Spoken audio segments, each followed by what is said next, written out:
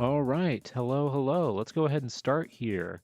Welcome, everybody. I'm not a professor, but you can call me Nap. And welcome to the stream. Hope everybody's having a good Wednesday. Hope everybody's having a good week so far. And news report, it is still so cold. I hate it so much. But good news is that it is warming up it's warming up a little bit. Like it's starting to melt a little bit, but all the snow and ice is still basically there, and it's made traffic terrible, and it's just made everything worse around where I live. I want it to be done. I want it to be spring so badly. I can't wait. Oh yeah, they did the Groundhog Day thing. Puxatawny Phil.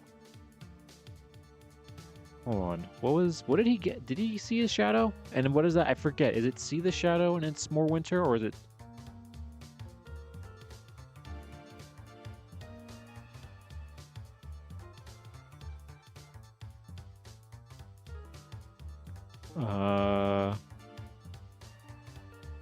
Oh, he saw his shadow, so that means we get 6 more weeks of winter. That dang groundhog.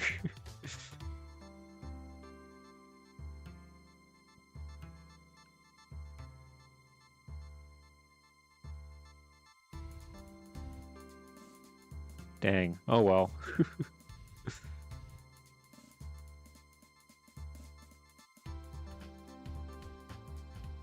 That dang that dang creature just had to see his shadow. Oh well.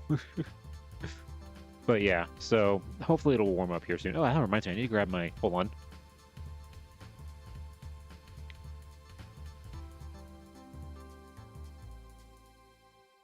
Forgot to get set up here a little bit. I have a... Because where my desk is, I have like a bad... my desk is in front of a window and has a bad draft, and it gets like really cold underneath my desk, so I have to put like a blanket on my legs, like an old lady in a rocking chair.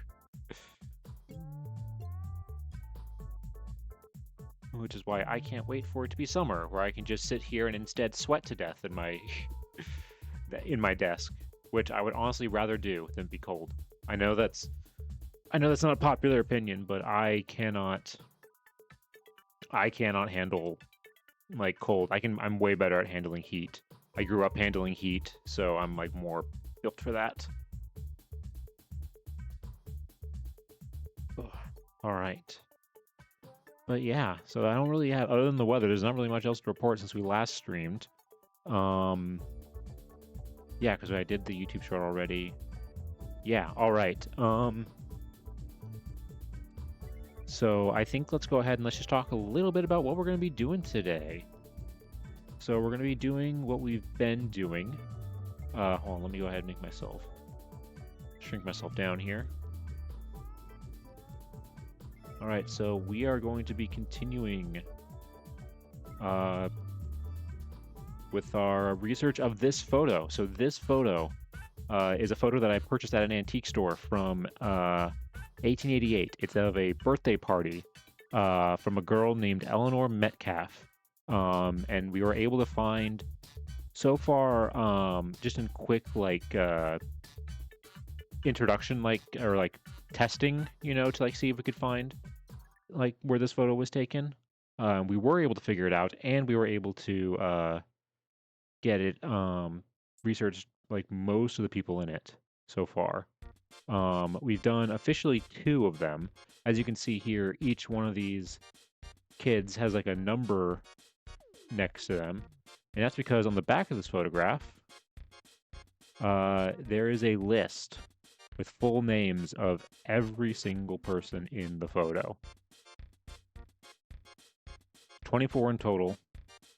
So far, we have done the first 2, and the first 2 couldn't be more different from each other. Because the first one was from a man, or well, a boy at the time. His name is Harry Fosselman. He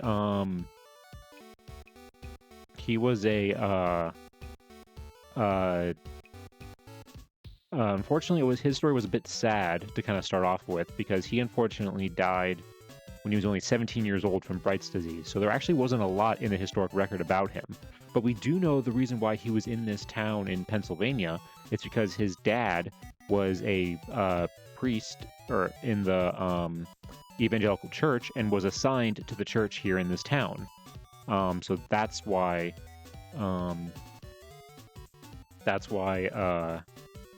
he was living there at the time. Then underneath that we have Harry Lewis, who, well, like I said, was the complete opposite of what happened with Harry Fosselman, the two Harrys,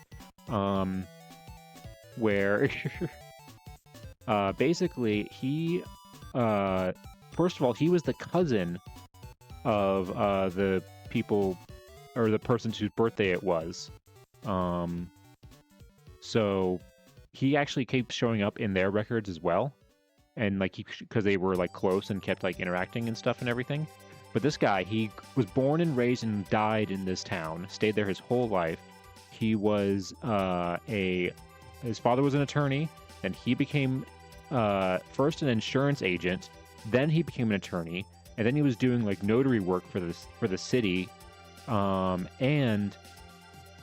then in the middle of all this, he also became obsessed with automobiles when they were invented, and became a car dealer for a Nash brand of cars. And there are tons and tons of articles in newspapers like advertising not only his law office but also his car dealership. So like I said, it was the complete opposite of Harry Fosselman, where we had like very, very little records to go off of.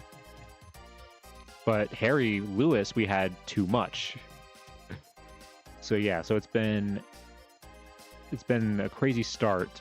So I'm hoping with number 3 today. Number 3 is going to be Ruth Terry, which we see there. Which Ruth, so you can see her right there in the photo with the 3 above her. That's her. I'm trying to remember. I don't think there was another. Was there not? Okay, there is another Terry. So there's 2 Terrys. There's Ruth up there, and then there's down here Helen Terry. So we'll probably see a little bit of Helen today, but we're not going to focus on researching her. We're going to focus specifically on Ruth. I'm assuming they're sisters, and I don't know how exactly they are related. I'm trying to remember. I think I saw like one of them in like one of the newspapers we researched last time, because the name Terry, I like in one of the. So it's like I think she did keep in contact with some of the people here. But yeah, so that's what we're going to be doing today. We're going to be focusing on Ruth, and we're going to see what we can find. Will it be, as little as we did with the first with Harry Fosselman, or will it be way too an overload of information like it was for Harry Lewis, or will it be somewhere in the middle?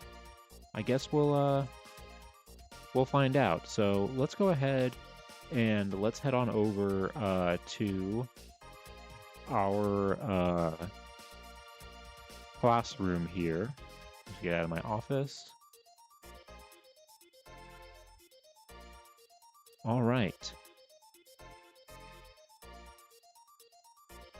All right, so here we go. So we're going to start.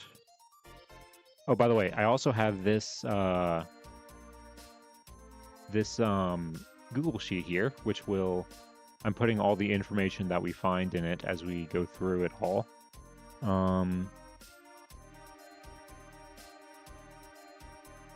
So let's go ahead. Let's go ahead and get started.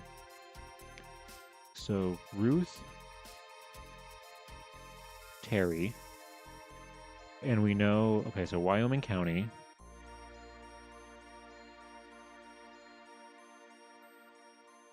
We know she was in Wyoming County, Pennsylvania. We don't know how old she is, so we can't do like birth year and stuff, but hopefully this should be enough to find her. Okay.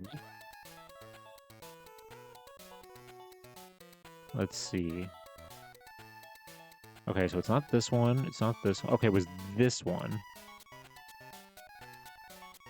1900. Okay, yeah, so because this one, yes, because this has Ruth and Helen together, so this is 100% her.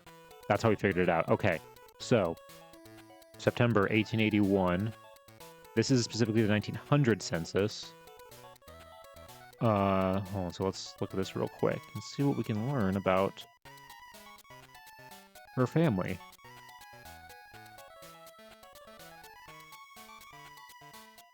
Okay, so there she is, Ruth, and her sister Helen.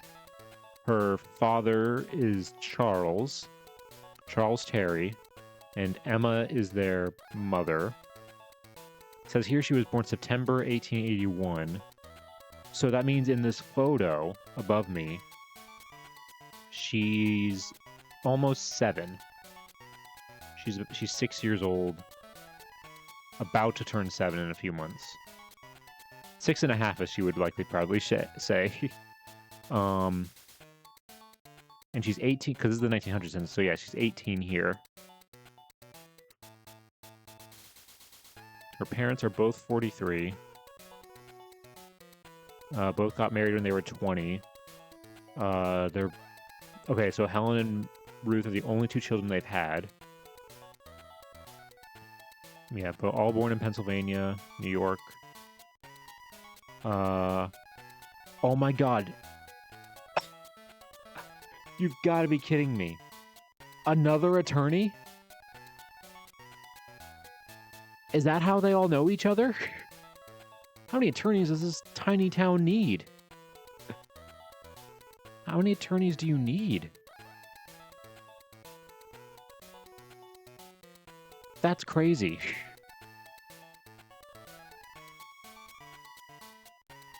Does it say where their house is? No, it doesn't. Dang it.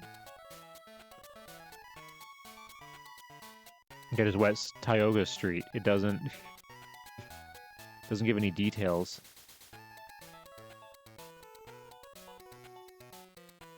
That's crazy that we have another attorney. Oh wait. This is the Lewis family. Oh my god, they live down the street from each. Hold on, wait. Okay, 1, 2, 3. They live 3 houses away from each other. That's crazy. Oh, I didn't see that. I forgot to look at the Benedict Elizabeth, mother-in-law. Okay. 67, widowed. New York. Okay. So that's Emma's mother. But wow, yeah, they lived right by each other. Hold on, are there any other attorneys on this street? Nope, we got a clergyman and a farmer. And okay, this is when he was doing fire insurance. That's crazy. We have another attorney. How many dang attorneys do we have in this? But if they lived, you know, like 5 houses down from each, or 3 houses down from each other.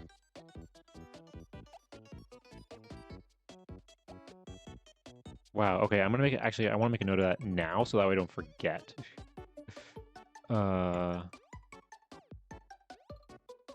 Lived 3 houses down from Lewis family. I'll put 1900 census, that way I know which one it was.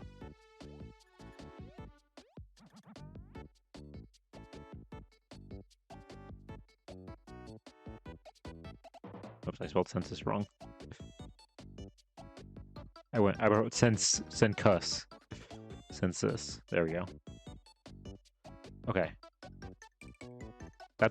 Wow, okay, that's a cool discovery. That they literally lived right by each other. I don't see any other name. I'm just double checking. I don't see... Yeah, I don't see any other names here that I recognize from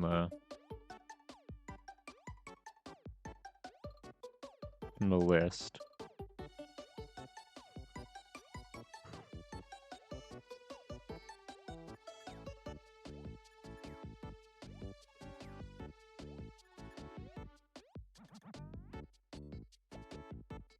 Okay.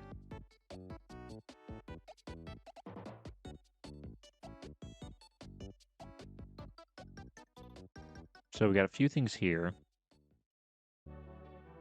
But not a ton. Look at that. No census records.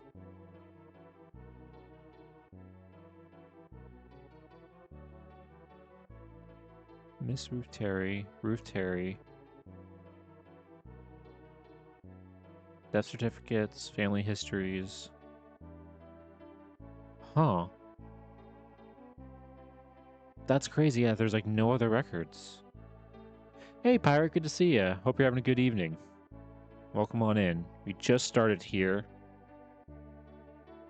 We're researching the girl above me. Her name is Ruth Terry. We found her here in this 1900 census. And turns out, what's an interesting coincidence is she actually lived, in 1900 at least, she lived literally 3 houses down from the Lewis family that we were researching last week. It's a small town, so honestly it shouldn't be that surprising that they're that close to each other. But as I was saying, I just now noticed that I'm not seeing any other census records here for her. Not really many other stories. This is Presbyterian record. Let's look at this real quick.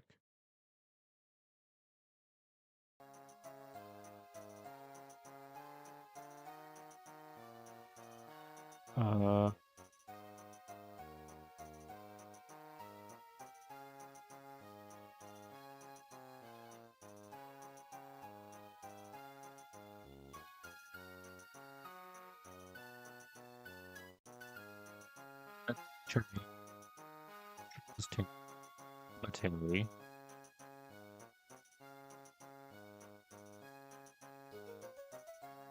Wait. Let's see. Oh, here it is.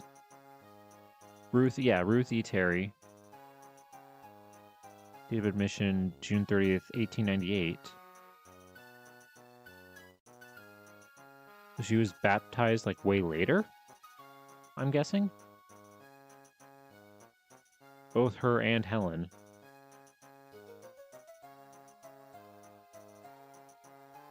And their parents were baptized later too.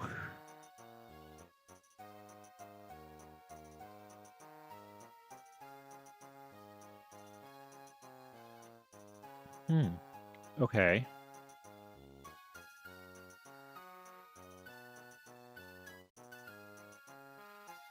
Now, normally I don't like to do this right away, but we need more information. I normally like to say death certificate stuff for last because, you know, it like, you know, it kind of like, you know, maybe spoils some other stuff, but we don't have anything else really here to go off of. So wait, so let's look at... So I guess let's look at it real quick. Yeah, County of Lycoming. Or Wyoming. Not Lycoming County was the other one we looked at. Ruth E. Terry. September 28th. Yep, that's her. 25 years old. Single. Whoa, another...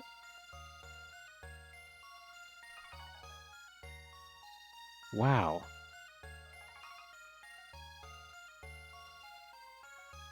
Charles Terry, Emma M. Benedict.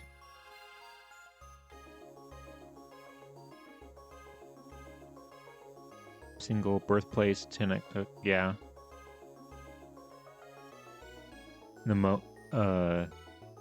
Pneumonia. And she had epilepsy?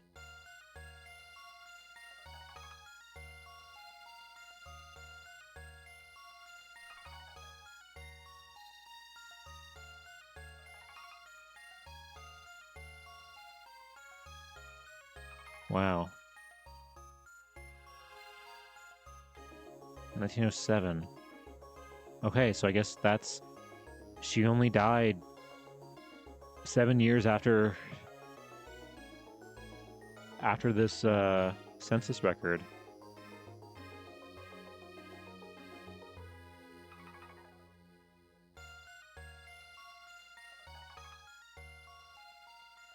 That is a crazy, like, of the first 3 that we've looked at in this photo, 2 of them died young. Wow.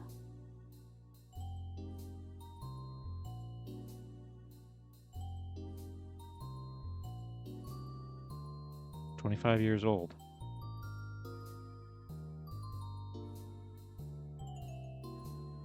Okay, hold on. Let's fill out some stuff here real quick. So her birthday was September 28th, 1881.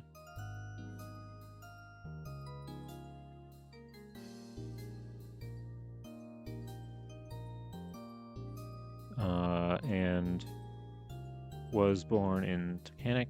Why is this not warping?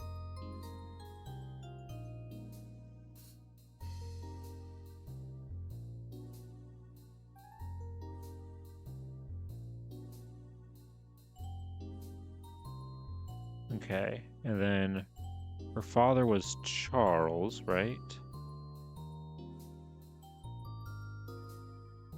Yeah. Charles E. Terry. And her mother was Emma M. Benedict.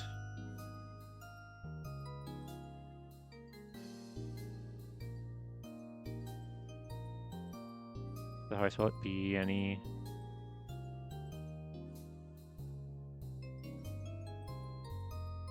There we go. All right. Okay, at the time of the photo, she would have been 7.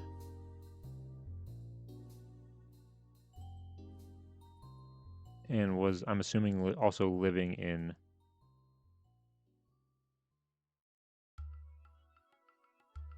Oops.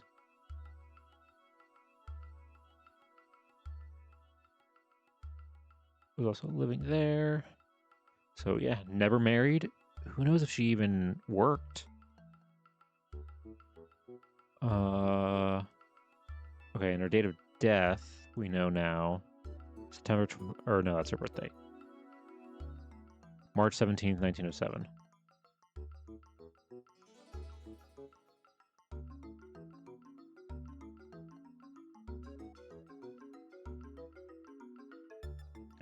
$25. And we don't know anything about burial location yet. That'll probably maybe the next thing we look at.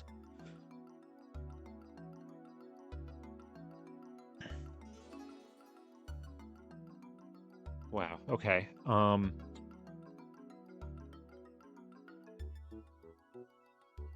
Crazy that we came across this just right off the gate. That's, yeah, 2 out of 3 now where they didn't live to be older, like past their 20s. Wow. Okay.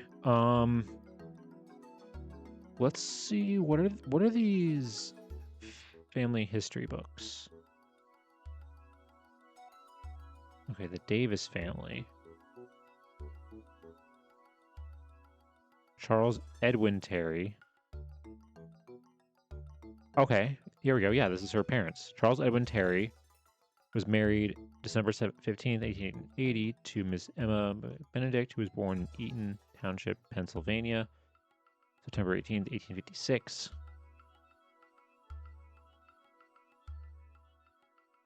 She's the daughter of William Benedict, born in Pittston.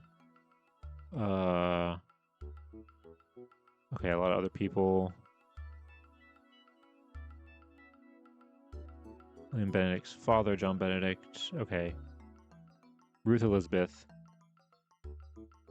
born November 28th, 1881.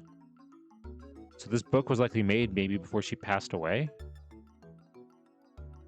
Charles Edwin Terry resides in Titanic, Pennsylvania. He is a lawyer and was admitted to the bar November 10th, 1879. The following year, he was elected district attorney of Wyoming County. In the same office for 3 succeeding years. For 4 years, he was associate editor with Mr. Alvin Day of the Wyoming Democrat, published at Taconic. He retired from that position December 1st, 1884, and is now devoting himself exclusively to the practice of his profession. Okay. Wow. Okay, so that proves right then and there that yes, this book, whatever this is, was written while he was still alive and before Ruth died.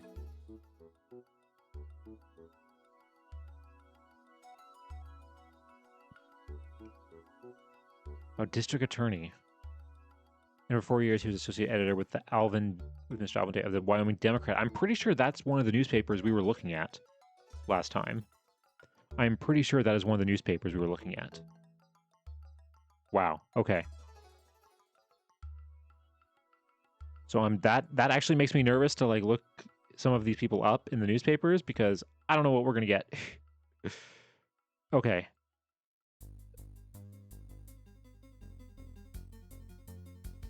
So I guess, yeah, that means that would make sense then as to why. Okay, so that's that book. What about this one? It's a different one, right?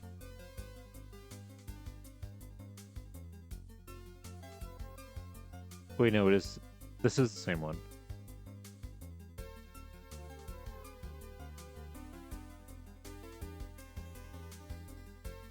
Yeah, this is the same book, just a different source of it.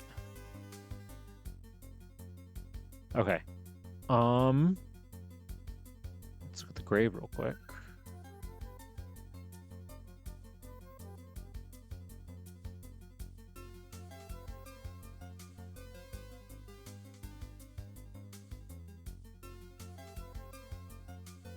Okay. Yeah, September 28th, 1881. March 17th, 1907. Ruth was daughter of Charles E. Terry and Emily Barry Taylor. She had been an invalid for many years before her death. Okay, so she was sick before that. We just have the one photo. Yeah, we have Charles and Emma and Helen. Okay.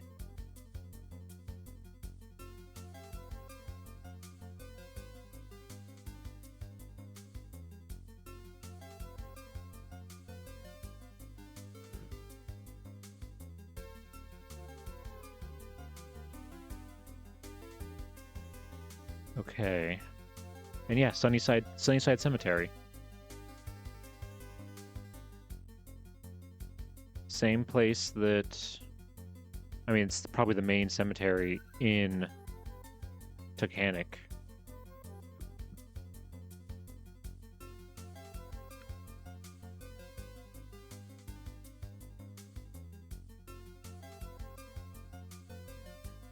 I wonder we'll see if, like...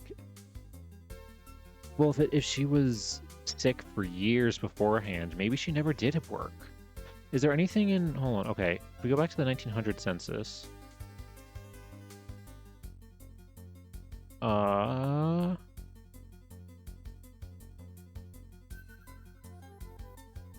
read or write, can speak.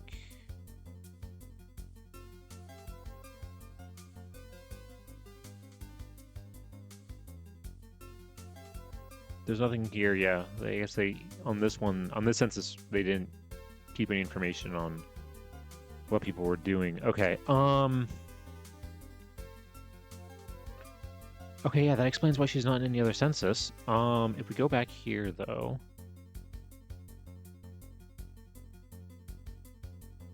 Okay, wait, now that we know that she was born in 1881... and Pennsylvania. Just want to see if there are any other... Okay, we do have a tree. We do have a tree. And it's all just stuff that we already know.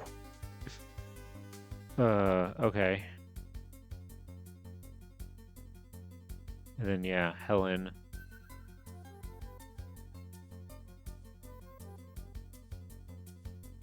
Wow, Charles lived a long time.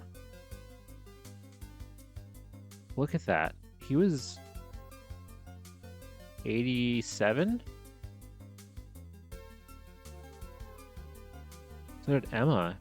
Emma was almost 90.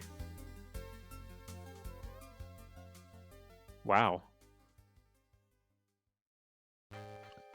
Okay. I that really makes me doubt there's not going to be really anything else.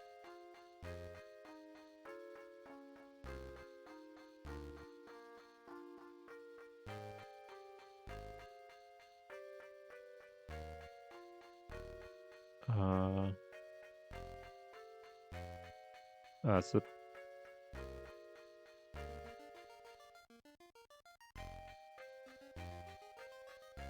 oh, okay. That's a private. They made that private. It would be cool to have like a later photo, but I guess yeah, they probably didn't.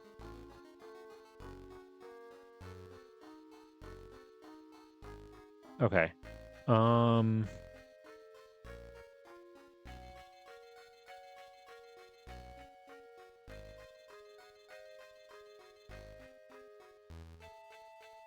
And let's do that. Narrow it down some.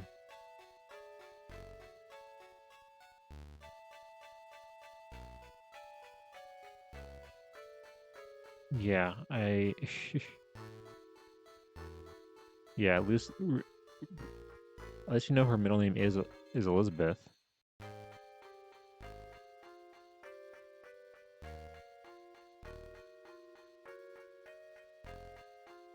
Okay.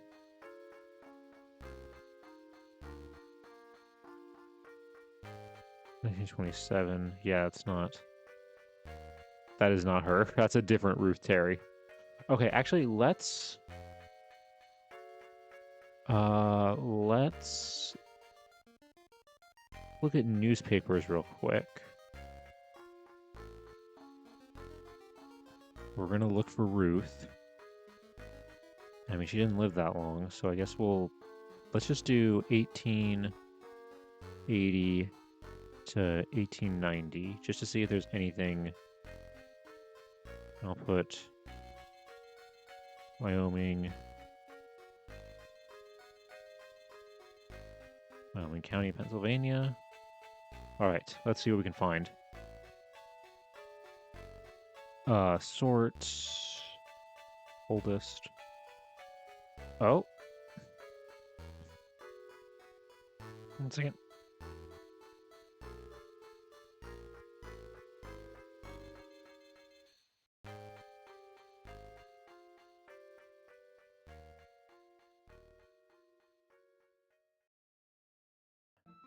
Sorry about that. I had to cough. Suddenly just got, like, my throat suddenly got, like, really dry there for a second. Okay. Okay, so right off the bat, this is not our Ruth. Oh, God, there's another Ruth Terry who also lives in Titanic. Okay, because this is a Ruth A. Terry. So none... Okay, here we go. This one is her, because that's Ruth A. Terry.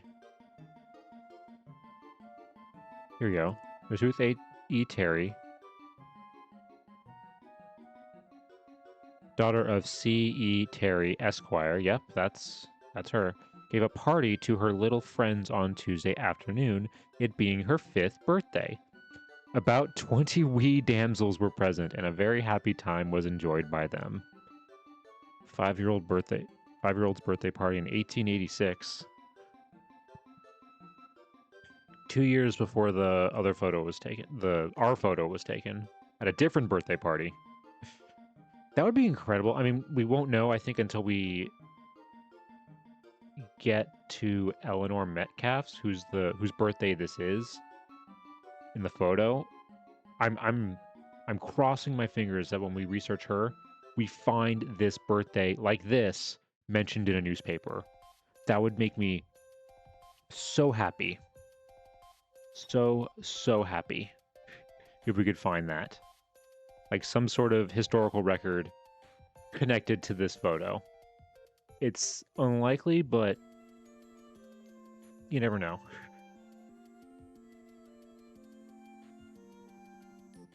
Okay, so we know this isn't her because Terry isn't her married name. Same with this one. We have another one here from 1889. Okay. Charles E. Terry. Okay, yeah. Esquire, accompanied by his daughter, Ruth, and his mother. Oh, Mrs. Ruth Terry. This is the family of H. H. Terry in Corning, New York, over Sunday. Ruth is also the name of her grandmother. She's named after her grandmother. Oh, that's confusing. That's going to make this very confusing.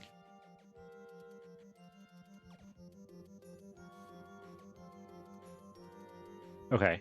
But hey, at least it is a... This is only a year after the photo, so... when this happened, she looks not that different from how she looks in that photo.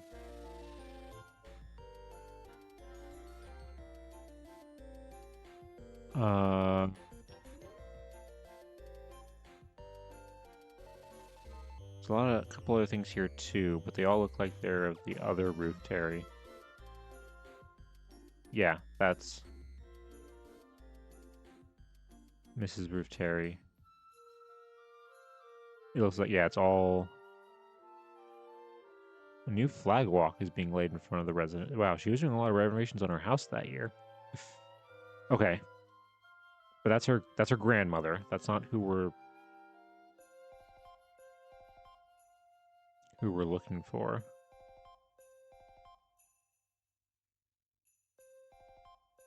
Okay.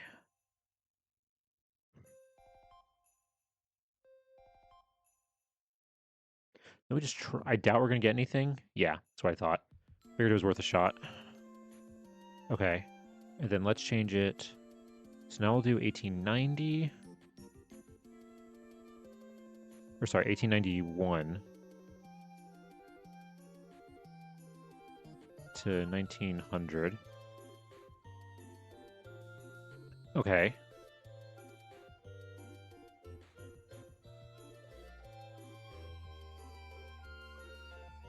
Okay, here we go. 1892.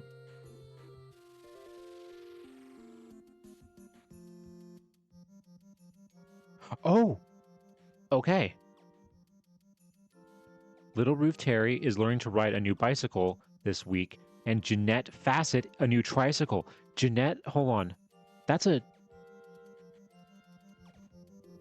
name on this list. Oh, whoops. Didn't mean to grab that. Meant to grab this. Yeah, number 17. Right there. Number 17. That's her. Jeanette Fass. Okay.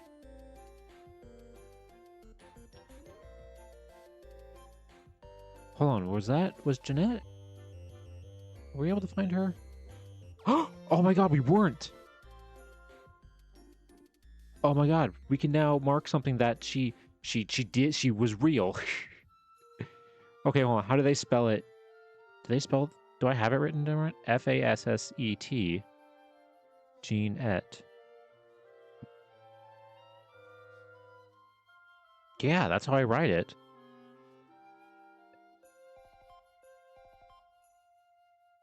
Oh, it's one T. It's one T. Okay. So we do... Okay, I'm going to mark that now because we were able to find something of her in the historic record. That's actually really cool. Okay. So maybe that's why I couldn't find her last time? Because that has happened before, where on this list, like, some of the names are spelt wrong. Like Fossilman, the top was spelt wrong. It's E-L, not L-E. There's another one too that was wrong, but that's awesome. So that means we're only missing 4. Yeah, hold on, let me move this so you can actually see what I'm talking about. We're only missing now 4 people from this whole thing. We have everybody else. Just by crazy luck and coincidence. We were able to find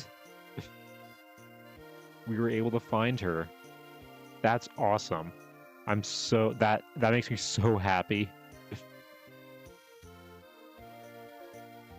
She got a tricycle. Thank God they reported that in the newspaper, because otherwise we'd have no probably other records. Well, at least now I know that how they spell it. Maybe when we try again, we can find her. Okay. That's a great first one right there. Okay, this next one is from later that year. Mrs. Ruth Pyatt and Ruth Terry have Miss Emma Buck as a private tutor. Okay. So they're 11 right now. Ruth Pyatt was also a name that we saw a lot when we were looking up Harry Lewis's stuff.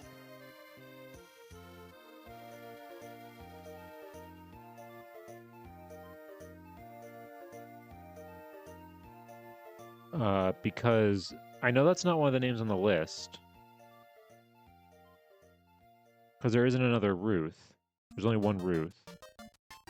Oh no, there is. Sorry, scratch that. There is another Ruth, but it's Hodley.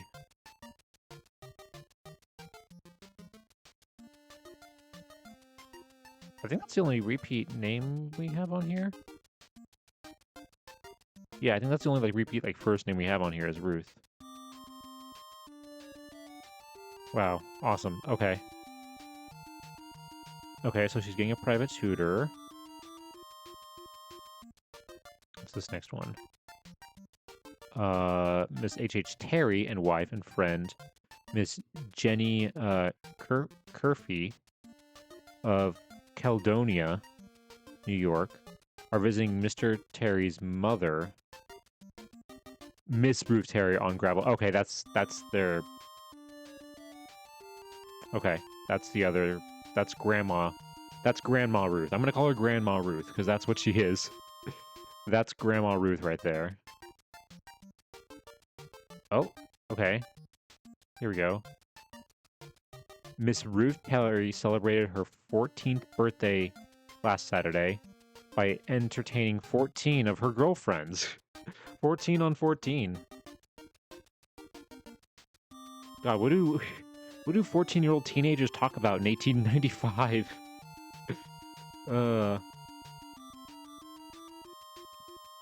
Okay.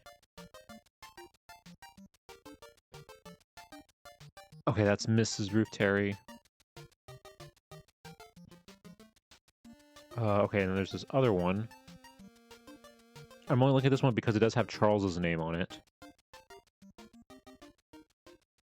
Horace H. Terry returned to his home in California, New York last Saturday. He made a 2 weeks visit at his old home in Titanic with his mother and his brother. Okay.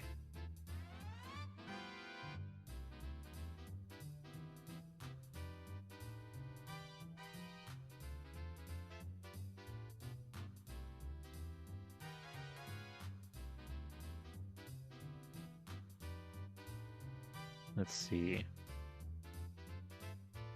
Okay, so that's that. What if I put...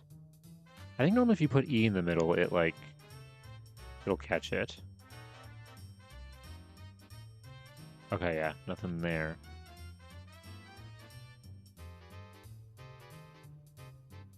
Okay, so... 1901... I guess we'll do I'll do 1908. But nope, not 80.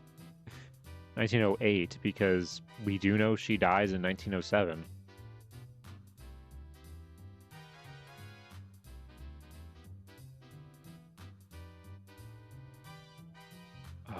1904.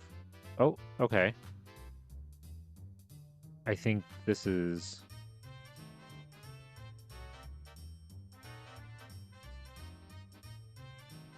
I think that... Oh, yeah, that's not... Here we go. Miss Ruth 8. Okay, yeah. This is... So, the only other thing in here is her death. Hello, Aeon. Good to see you. Welcome on in. If you're joining us now,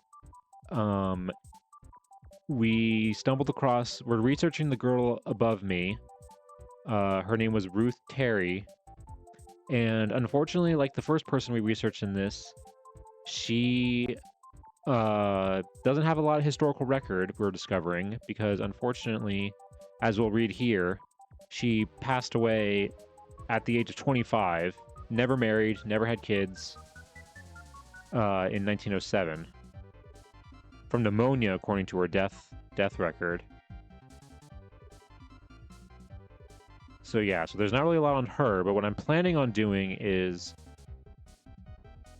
once we kind of find all the stuff with her, is kind of look at some of like her parents' stuff. Because her as we'll read here, her father was a judge. So we'll go ahead and look at that. We'll go ahead and read this. This is her obituary. Mrs. Ruth E. Terry, daughter of Judge and Mrs. Charles E. Terry, died at their home on West Tioga Street on Sunday night at about 11:45 o'clock.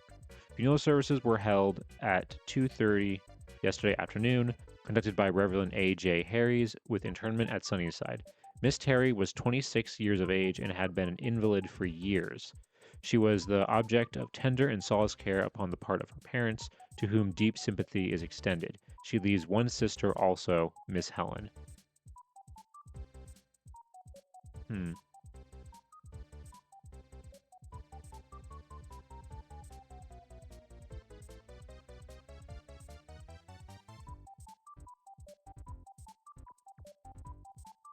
Wow. Okay. Is that the only obituary? I think that's the only obituary we have for her here.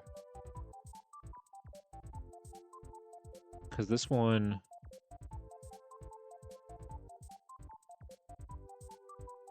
Yeah, because this Ruth Terry is actually the original Ruth Terry's grandmother. So that's Grandma Ruth, as I've been calling her. That's not our Ruth Terry that we're looking for. I think these are all Grandma Ruth. Oh yeah, this is Ruth A. Terry. Yeah. Wow, she was 86.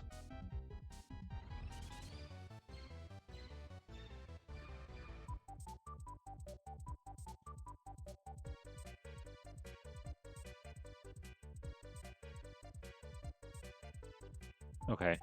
So yeah, that's not her. Wow, is that... Okay, hold on.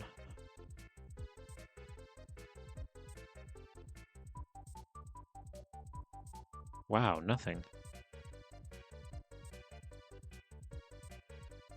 Okay, yeah, I mean, that's the record we already saw. Wasn't there... Hold on.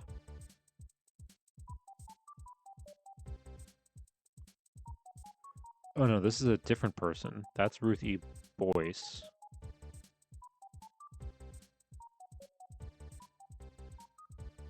Wait, no. Hold on. Or is this just the whole... This is the... Okay, this is why it's... That's a glitch in the database. Okay. Wow, yeah, that's... We really don't have a lot here. Okay. Because, I mean, all we have for her then... For her personally... Like I said, after this I want to, like, start looking up her, her family and stuff.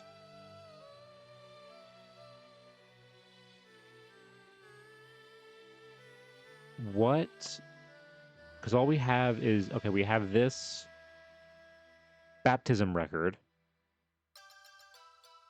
This census record. Her death certificate. And this excerpt from a book on a family history, from a family history book that was made at the time when she was still alive. And then just a couple newspapers talking about her birthdays, and that's it. So remember I said at the start of the stream that, like, I was wondering if it was going to be more like our... Because she's the third person we've researched. If she was going to be more like the first or second person we researched. Turns out it's almost exactly like the first one. This might actually even be less than the first one. possibly. This might even be less than our first person.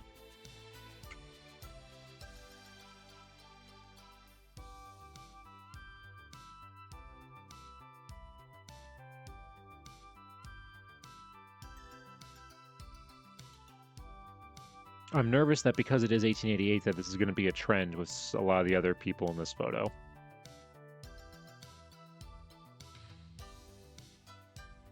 But I mean, our stream on Sunday, the guy that we were researching, he had like almost too much information. Okay. The one other thing before we do move on to someone else, researching her parents. Let's see. Let me see if I can find her in family search real quick.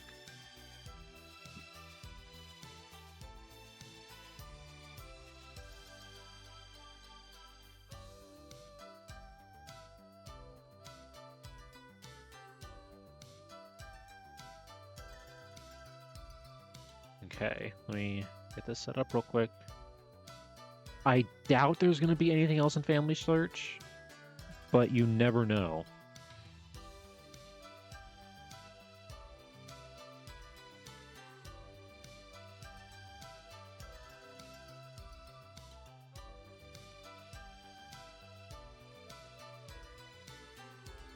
Uh, 1881 was her birth year. Search.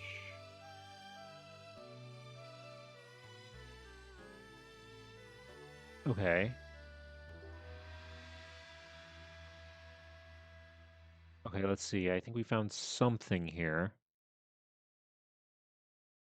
Yeah, Ruth Elizabeth Terry.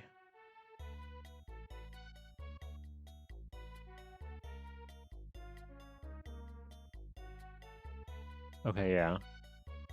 Emmeline, Charles. Okay, yeah, those are... Yep, and then there's Helen. Okay.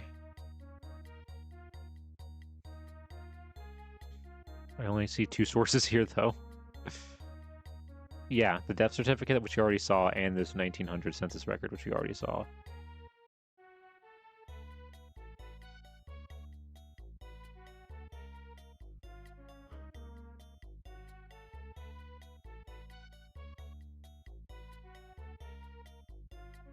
Something else that I'm also thinking about is that, like, this photo that I bought, it's all, this is clearly a family from, like, rural Pennsylvania. I bought this at an antique store in California. I really, really want to know how it got all the way out there. Let's see. Okay. So yeah, there's not really much else here, unfortunately. But I'll leave it open in case there's other stuff about either her father or her mother. Okay, so let's go ahead then and let's start looking up some stuff about Charles. So if we go here. Okay, looks like we got oh wow, we got a lot more. We got a lot more. So we can see what he's doing.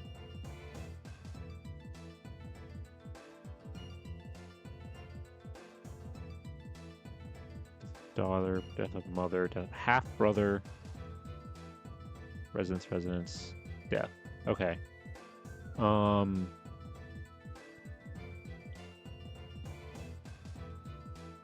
So let's go ahead and look at this. This is his first census when he would be like 3. God dang, how did I even get that? Charles E. Elizabeth. Yeah, I guess that is Elizabeth Terry. County clerk? Yeah, county clerk. Okay. So he does. The family definitely comes from money, or at least influence, because he's a county clerk. And we know that Charles goes on to be an attorney.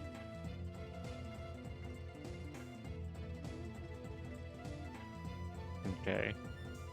And then we have an 18... So we don't have an 1870 census for him, but we do have an 1880 census. Is this going to be right before or right after he got married?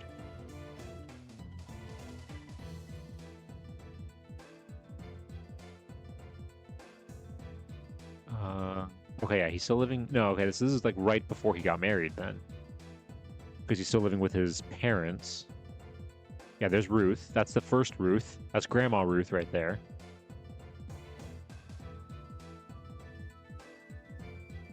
Clerk to county. Oh, and he's already a lawyer. Wow, 23. 23, he's already a lawyer. That's crazy.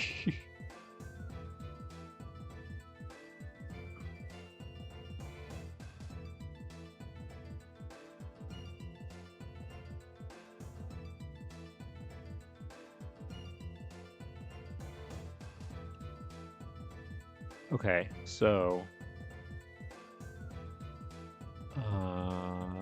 Tioga Street. They don't have the address numbers. I wish they had the address numbers like we found. Maybe on the later ones they will. Maybe we can look it up there. Okay. So that's 1900 or 1880. Sorry, it's 1800. You already saw 1901. How is 1910?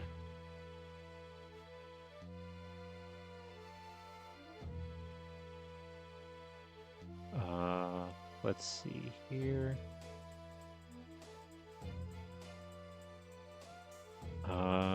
Yep, that's Charles, Helen, and Emma. 53, 53. Okay. I saw this in the... He's a judge now. He is a court judge now. Oh, that means there's probably... Okay. That just means I feel like that there's going to be so much... there's going to be so much of him in, like, newspapers. There's going to be so many newspaper records for him if he's a judge. And that makes me nervous. There's going to be, like, it's going to be, like, an overwhelming amount of information. Okay, 1930. Is he still... Let's see if he's still working. He's still working. Got a servant living with him.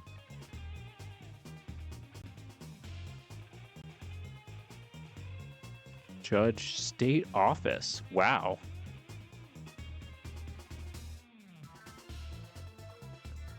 Charles E. Terry. Okay, so... Oh, okay, 40. 40 West Tioga Street. We now have an actual address. Hold on. Let me pull up Google Maps real quick.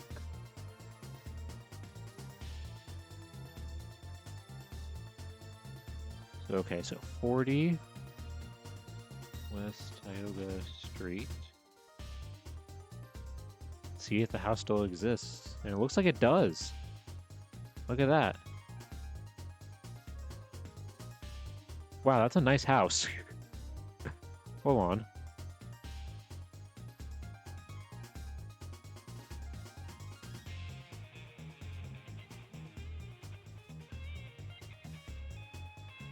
Wow, yeah, that is a...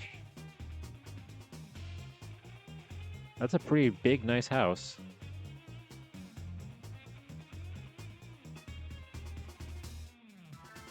Right by a church. Has a garage in the back. Has a big side porch.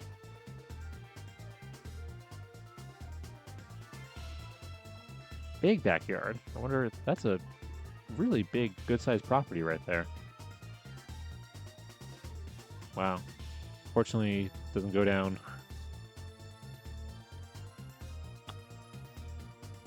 Oh yeah, and that's the Presbyterian Church. I wonder if that's the church that they like... Whoa, look at that! Sorry, I got distracted. Look at that house! Oh, look at that. Oh, that's beautiful. Oh, now that's a house. Oh, that's my dream right there. That's the type of house I would, if I somehow won the lottery, that's the type of house I would love to own one day. Oh, look how asymmetrical it is. All the curves, the towers, the porch, the big porch covers, the crazy windows, and the almost like gothic, like, railing, like, on the rooftop and everything. The weather vane. I love it. And the autumn trees are helping too. It's so good. I love that. I love that so much. Okay, let's... Sorry, I got distracted. But if this is the Presbyterian Church, I wonder if, you know, this is the church that they converted to. Hold on. Because we have...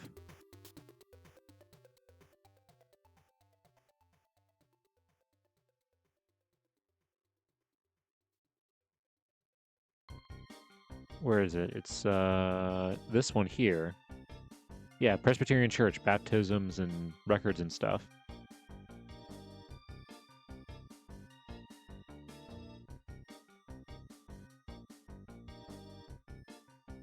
Hold on, if we go to... Okay, this is page 238. If we go to the first page, Church Register of the Presbyterian Church.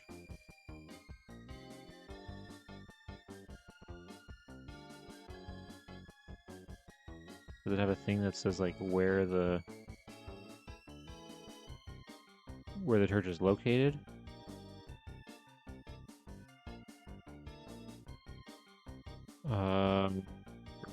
Location, no. Come on. Preface, pastors. Okay, I know. We're not gonna...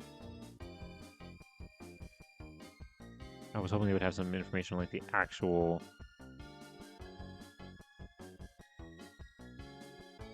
on what the actual church is, but I'm assuming that's it.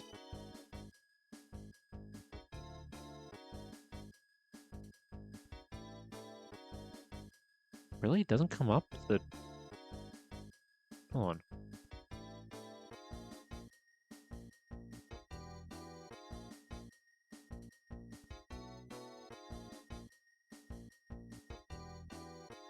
That one not... Why does that one not come up? Is it not open anymore?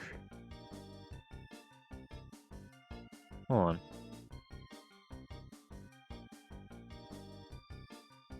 Here we go.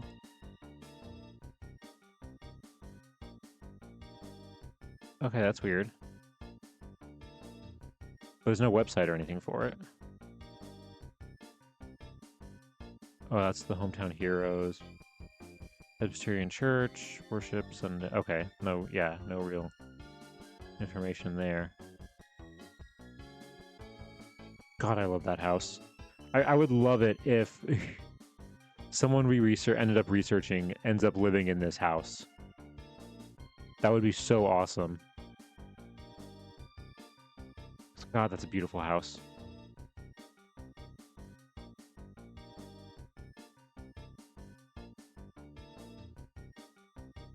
Sorry, I'm just looking at the houses now in the neighborhood. This one's nice too. It's more of a early Victorian, more kind of like a Gothic cottage, or yeah, neo-Gothic kind of, or Gothic revival. Sorry, Gothic revival. Before you get to like this craziness of the Victorian Queen Anne style.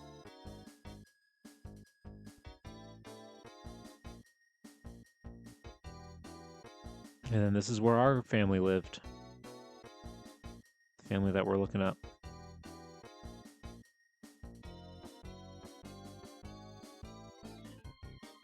Okay. So then the last census record we have for him is this 1931. Or 40, sorry. 1940 record.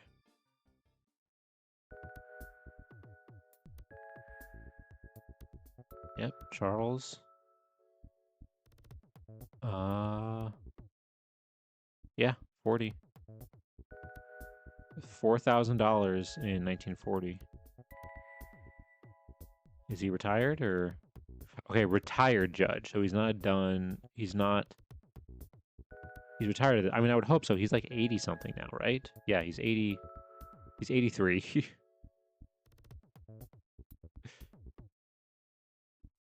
Hold on, wait. Yeah, I can get an inflation calendar real quick and see how much 4,000 in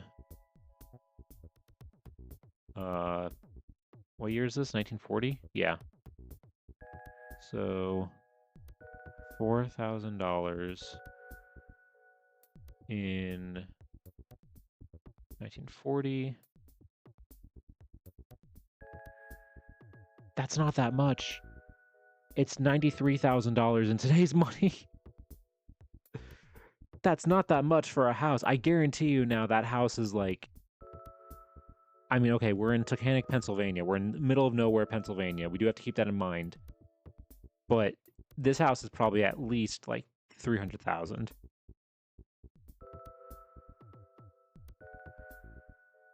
Because it's nice too. It looks like it's been well taken care of, well renovated.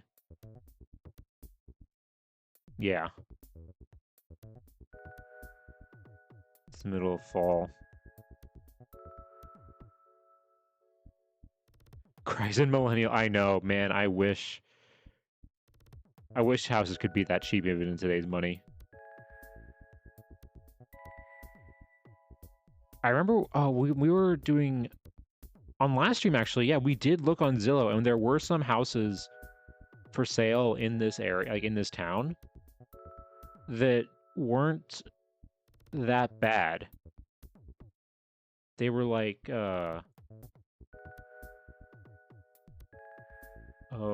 like 300, yeah, like 300,000 for like houses like a little bit smaller than this. Which, I mean, I feel like for a house like this, that's pretty good. But you have to live here. You have to literally live in the middle of nowhere, Pennsylvania. Which, I mean, hey, that rural Pennsylvania can be pretty. But what they say about Pennsylvania is that you have Philadelphia on one side, you have Pittsburgh on the other, and you have Kentucky in between. Pennsyltucky, as they call it.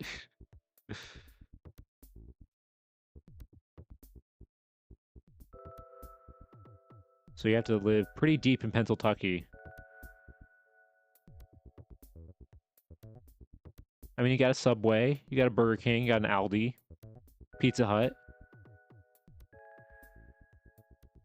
Got some hotels, a Jersey Mike's. So it's not like completely middle of nowhere. And a Weiss.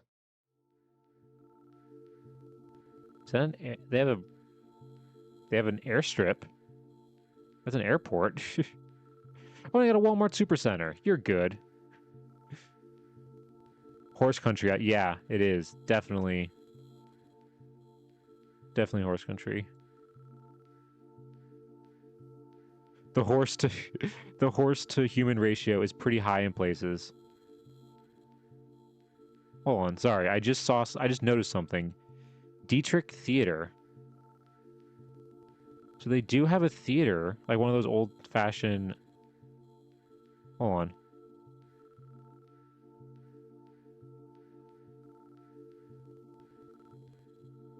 Okay, this is it. Yeah, and they play like modern. It's a modern movie, or it's an old movie theater, but it plays like movies. Thing is though, hold on. It's called the Dietrich Theater. Dietrich.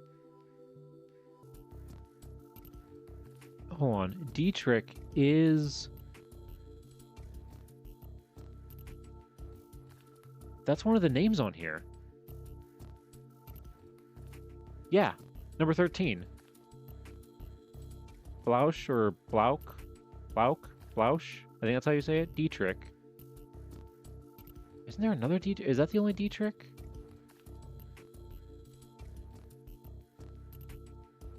Terry. Yeah, oh yeah, and Pearl. Yeah, Pearl Dietrich is also on here. I wonder if these Dietrichs are related in any way to this Dietrich. Could be their father. No, actually, no. It wouldn't be their father. Their father would be too old, probably, to like make this theater, to make a movie theater. Because I mean, just looking at the design of this theater, this looks like 30s or 40s. If I had to guess, based on the style of it, it looks like 30s or 40s style. That's a cool theater, though. I just saw that on here. I just saw the name Dietrich, and I was like, wait a second, I recognize that name.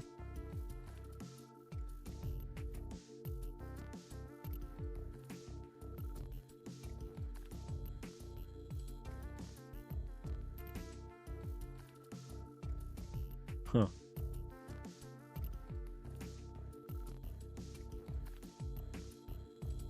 Okay.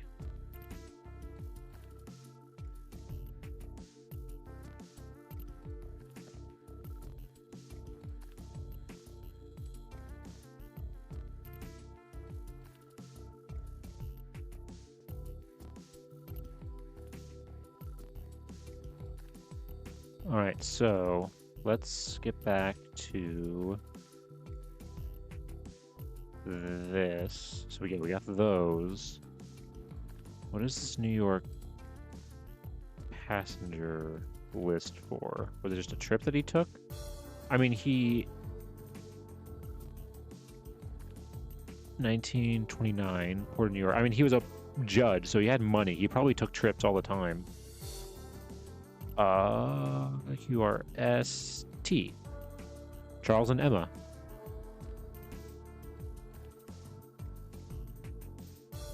Buchanan, Pennsylvania, 857. Passport number.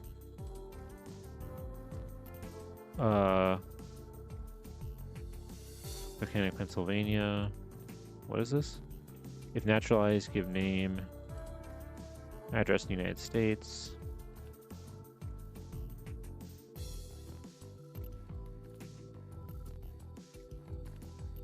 Okay.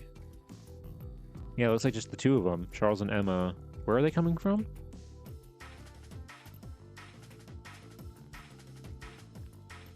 From France. The Havre. They probably went on a trip to France. If I had to guess, they probably just went on a trip to Europe at this time. Yeah, 1929. Good time to do it.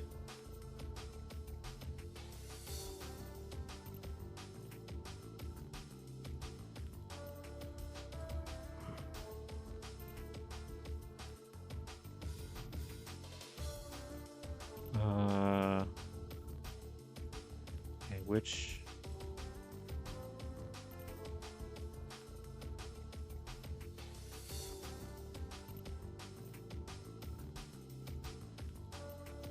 Whose death certificate is this? That's Helen's. Don't want to read that too much, don't want spoilers.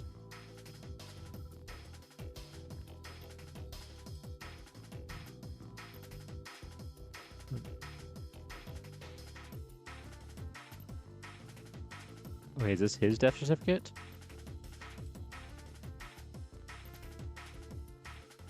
Let's see.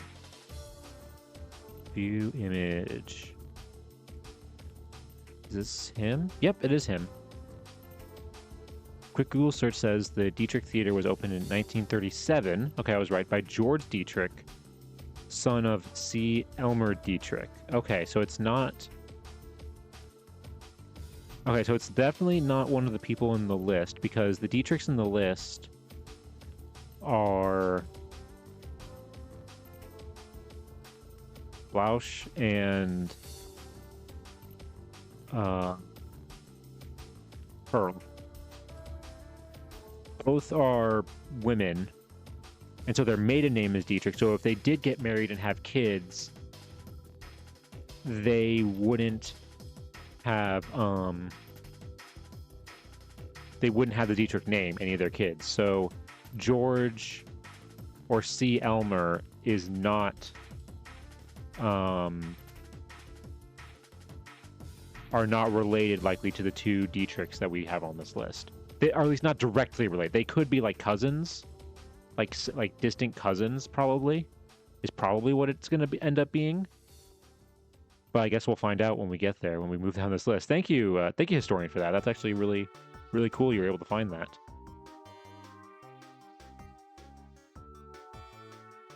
And I'm happy I was right about the date, saying that it looked like it was built like in the 30s or 40s. Okay.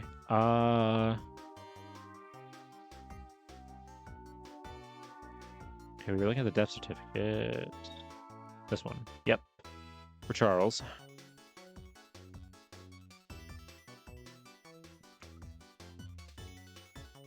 Yeah, February 19th, 1857. Retired judge. Yep. Yeah, William and Ruth. In Pennsylvania. Yep. Yep. Had... Okay, wait.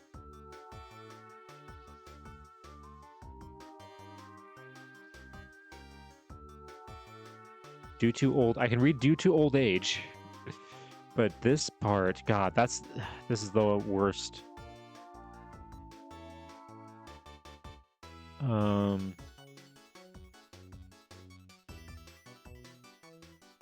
R10 Oakley.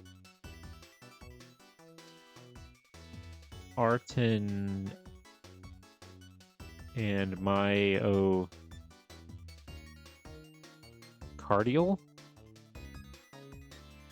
Hold on. Okay, I'm gonna try and Google some of those words.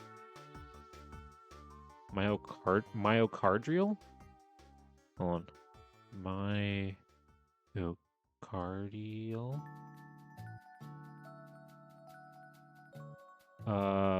Relating to the muscle issue of the heart. Okay, so he died of a heart condition, basically. I figured it was heart something because art N. It looks like that beginning of that word here looks like artery or like so I figured it was something with the heart. Arten.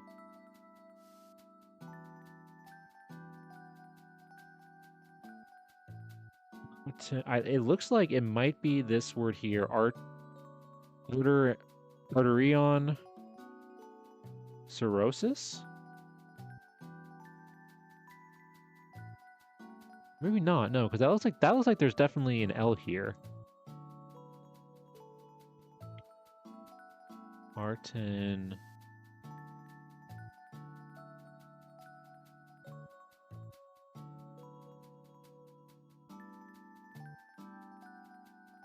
Oh yeah, arteriosclerosis. God, I can't. Medical words are going to be the death of me. I just cannot figure those things out. But yeah, it's a heart condition. This first word here has to do with the thickening and hardening of the walls of the arteries. Yeah.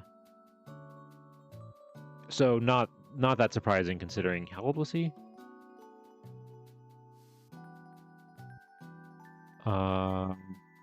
Yeah, 86. For being 86 in 1943. Oh, that sucks. He never got to see the end of World War II. Died during wartime.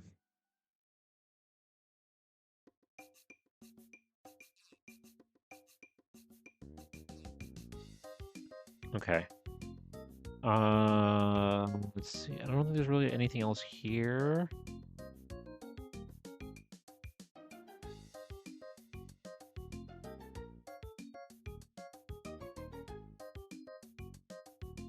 So let's go ahead then and let's look up some newspapers for him because I'm curious because he was a judge. What I'm gonna do is I'm gonna do this. Okay. So we already found, and I saw in the paper that it seems like he normally goes by an abbreviated form of his name, which is this. So if I just search, I'm just gonna do it like during this time, just as like a test. Oh boy. Okay, yeah.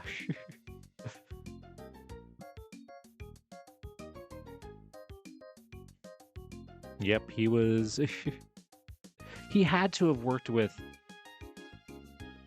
That would be so crazy if, like, we find out that he worked with the lawyer we had in our last in our last search on Wednesday or on Monday or Sunday. Jesus, on Sunday, because we did find out that he was also a lawyer. There's 2 lawyers in this town. How many lawyers do you need?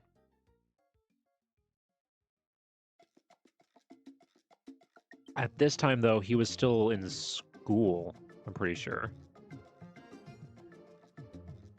Because I don't think he became a lawyer until, like, the late 19, like, early 19 teens. Or no, he was selling insurance, so he didn't become a... Yeah. He didn't become a lawyer until, like, 20s, I think? Yeah. But well, he would have been a judge at this point. Maybe he presided over some of the cases. Well, yeah, so that's 267 for just 1901 to 1908. That's not even the full decade. Do we put Charles? Wow, okay.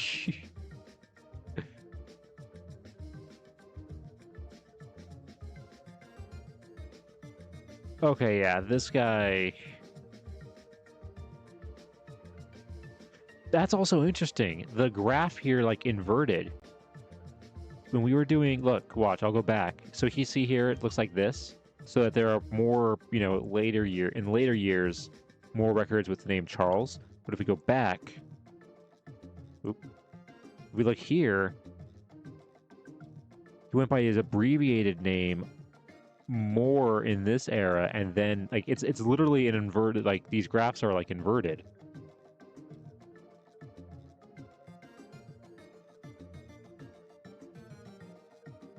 So something happened later on that, like, he switched. Okay, hold on. Let's go to... I want to see if maybe... If we search maybe... his name...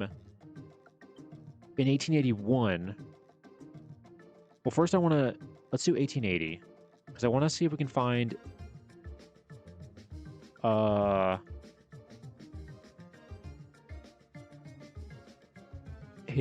want to see if we can find his marriage record and possibly the birth of Ruth.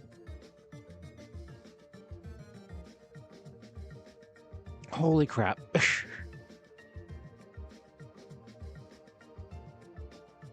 Wow.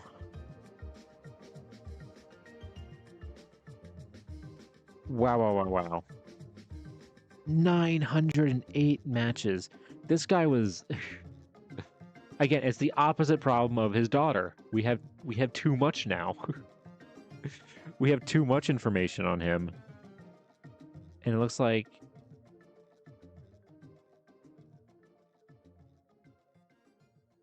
It looks like a lot of these are ads, though.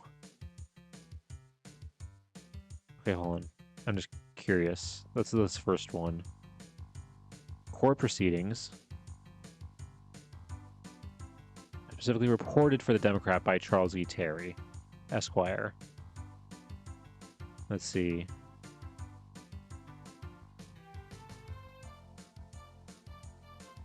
It is crazy how wild the difference in the amount of info is. Yeah, well, I mean, that's what happens when...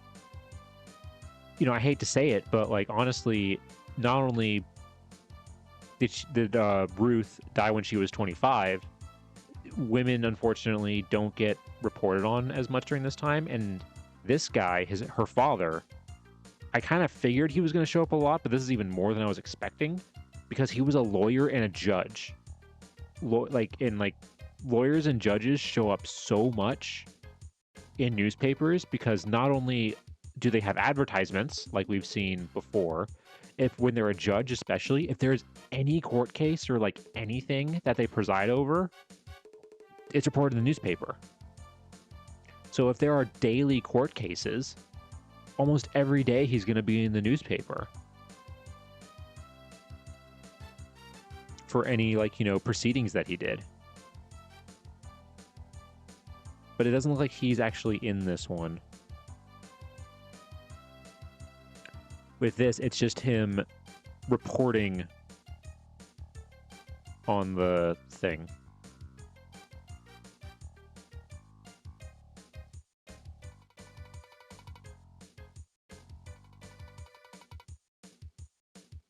Most of the women's records I know of that aren't marriage or death notices are entertainers. Yeah, or like social scenes, like so-and-so hosted a party, And even in those cases, a lot of times, they don't refer to them by their real name. In this case, for example, it would be Mrs. Charles Terry. She would just be Mrs. Charles Terry. Like once you get married, you lose your first name, basically, when it comes to being reported on in a newspaper. Even sometimes when the husband dies, they're still referred to as Mrs. Charles Terry. It's crazy. Okay, so that wasn't what I thought it was gonna be. Is this gonna be a... Oh, that's right. This is when he was... That's right. On top of being a lawyer, he also was That's also why he's in here a lot. He's also an assistant editor to this newspaper. To this exact newspaper. The Wyoming... Yeah, this is the Wyoming Democrat. Because it said so... Where was it? Here. Here, yeah. Charles Edwin Terry. This is him, reported in a book that was published while he was still alive, including Ruth was still alive. Because it says Charles Edwin resides in Taconic, Pennsylvania. He is a lawyer and was admitted to the bar on November 10th, 1879. The following year, he was elected District Attorney of Wyoming County. And to the same office for 3 succeeding years. So that's also why he's probably in the newspaper a lot during this era. For 4 years, he was associate editor with Mr. Alvin Day on the Wyoming Democrat. So that's during this time. He retired from that position December 1st, 1884. Okay, so from around this time, 80 to 84, he's going to be in possibly almost every newspaper giving a thing. Yeah, exactly. The man who made the records. I mean, being an attorney, it kind of makes sense that he would work for a newspaper because he would know, he knows everything that's going on.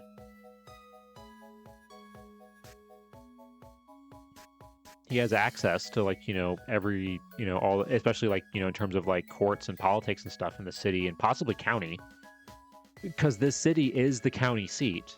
I think I forgot to mention that before, but this Taconic is the seat for Wyoming County, Pennsylvania. It may not look that big, but that's what they got.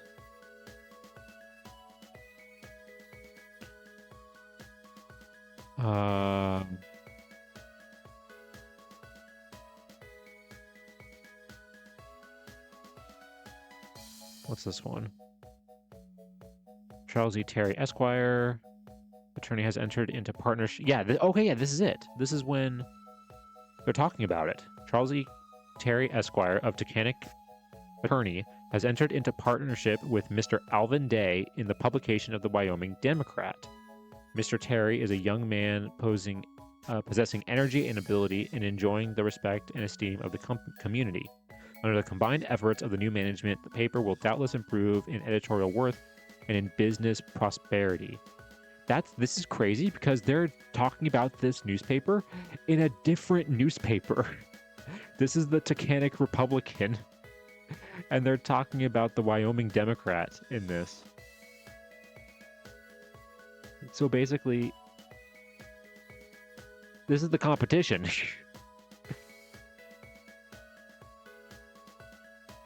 And they put out a thing. They put out this. They probably put out this in the competition's newspaper. Okay, and I've seen this one repeated a bunch of times. What is... Oh. Hold on. I think accidentally I hit the wrong thing. There we go. I see this ad. Charles E. Terry has removed his law office from the rooms of F. Ansart Esquire to the Democrat building, where he will be pleased to receive those who wish to see him professionally. Okay, so, this is just him saying that he moved offices, basically. And now that his law offices are also at the newspaper offices. Huh. Okay. And that's what a lot of these are. A lot of these look like, yeah, they're just advertising that.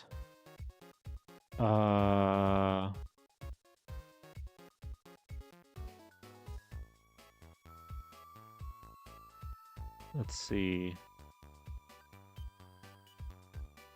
What about this current estate?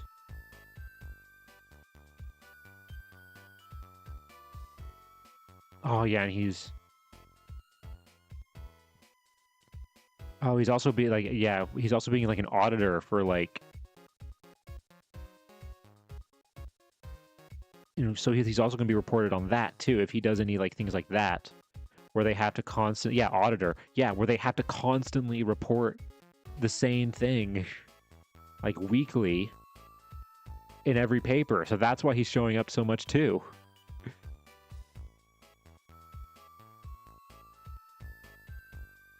What is this? Ooh, Democratic County ticket for District Attorney, Charles E. Terry. Oh, yeah, we know he won. Because this record says, yeah. The following year, he was elected District Attorney. Oh, yeah. So I guess we already kind of got spoiled with that. But this is, I guess, his, yeah, like, this is the the Democratic ticket.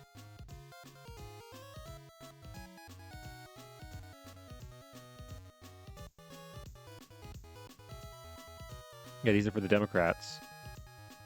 General W.S. Hancock of Pennsylvania. For Vice President William H. English of Indiana. So then, I mean, he didn't win. Oh, who was elected in 1880? Don't tell me. I'm going to try and see if I can do it off the top of my head. Because I used to know all the presidents in order, but... Oh,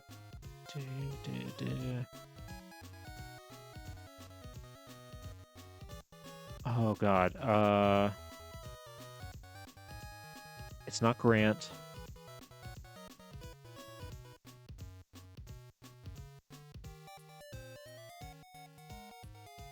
Is it Garfield? I think it's Garfield. Hold on. Okay. Yeah. Oh, wait. Yeah. It had to have been Garfield because he was elected in 1880, and the curse. What was it? Tippecanoe's curse that every president born or every president elected in a year that ended with a 0 died in office. So yeah, 1880. Garfield was assassinated. It has to be Garfield.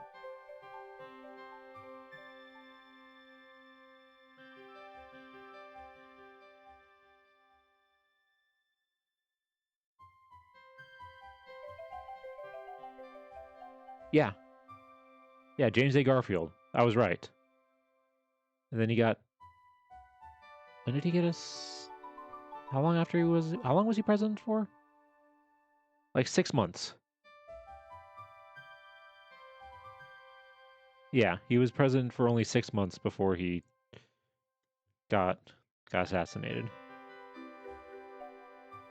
Okay, so... Yeah, that's why there's so many... When did he get married, though? I want to see first if we can find his marriage record. I think he got married in December?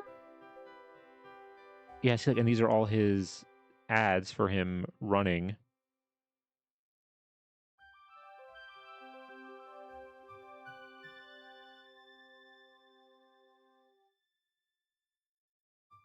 I don't see the results, though.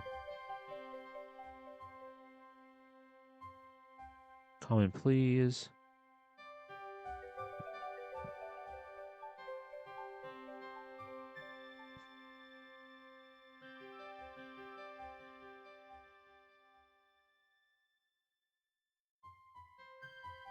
Okay.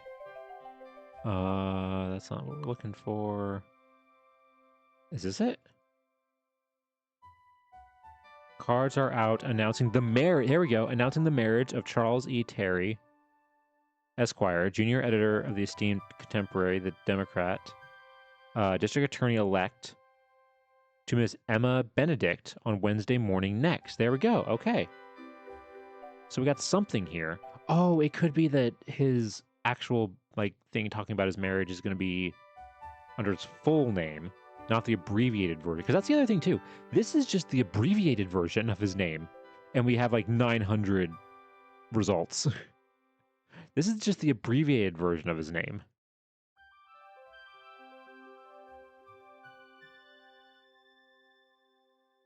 Okay, and then I want to see, yeah, because these are all.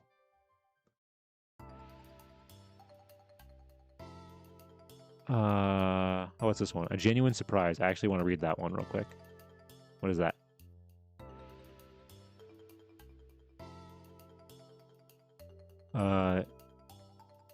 Junior editor, having been one of the favored guests at the birthday surprise party of the senior editor of your paper last Friday evening, and fearing his excessive modesty will keep him from mentioning the matter as it richly deserves, I send you the following account. Smuggle it into the Democrat somehow. While I cannot give a detailed resume, it is certain the surprise was a genuine one to Mr. Day, he not having an inkling of the matter.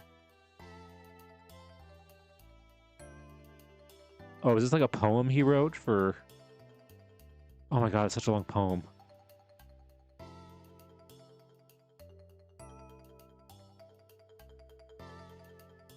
He wrote a whole poem for him. Hold on, okay, let's read this. Let's see how it is. Alone in his sanctum, the editor sat, looking over exchanges, scissors in hand and ready to clip any item of interest of shore or ship. As his eyes swiftly over them ranges, when solemn and noiselessly opened the door, and shadowy shapes glided over the floor, shapes and shadows strangely matted. Some were hooded and closely veiled, and their robes were a ghostly rustle trailed, and some wore garments bifurcated.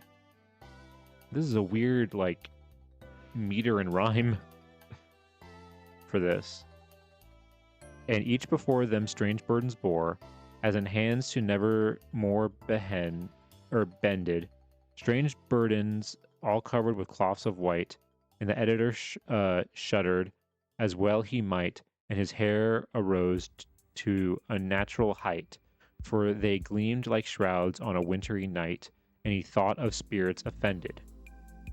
And the anxious watched them glide up the stair, to be lost and dissolved in the upper air, with laughter most uncanny canonical, and there seemed no end to the mighty host, to ever stretch out like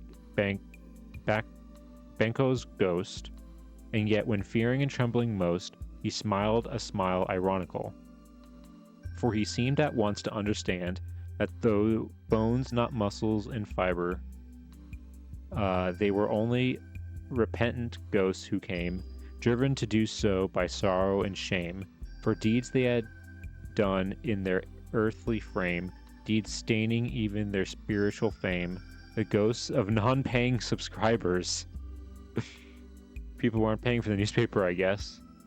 And he blandly smiled as he thought how just their punishment, and that even they must feel bad if he was not forgiving, and hoped that they had not come in vain, but all their remorse and sorrow and pain, for cheating the printer again and again, be a warning unto the living. Then suddenly he heard from above sounds very unlike ethereal. There were footsteps heavy and voices strong. There were peals and laughter jocund and long, sounding very unlike the sighing song of spirits, wailing or for having done wrong, but very much more material.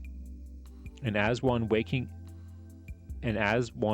up from a dream, the editor opened his eyes and began to see they were friendly ghosts, and that he and his lady were to be hosts to be feasted, entertained, and made the toast of a pleasant birthday surprise. And those he had taken for ghosts were friends, not visions. Keating? Fleeting. It's like weirdly close. Not visions fleeting and airy. And the burdens he looked upon as strange were rich and substantial, showing the range and taste of the art culinary. Fat takes, as the editor said, rubbing his hands, while viewing the bountiful dishes, nonpareil of cake so creamy and white, pearl, biscuit so luscious, flaky and light, with more solid matter flanking left and right, to tempt to indulge and anchorite, and seasoned with the best of wishes. Not many times in an editor's life do mirth and plenty contribute to so cheat time, and this world of ours would be better and brighter for more such hours. For the scattering wider of friendship's flowers, gainst sickness that comes, gainst the cloud that lowers, with such fair hands to help distribute. Well, even if, as Miss Malaprop says, comparisons are odorous, all agreed it was a surprise of the season, and for which much of the credit belongs to the lady of the house, herself a genuine daughter of mirth, and one of the guests is ready to take his Bible oath that such pie was never before seen in any printing office, or out of it save at Lake Carey. With the most kind and hearty wishes for the health and prosperity of the host and hostess, the company separated at a reasonably early hour, and fondly hoping such a day may come soon again. Yours deceptically, B. That was nice. The salt, yeah, about the printer, the people who weren't paying for their subscription to the newspaper.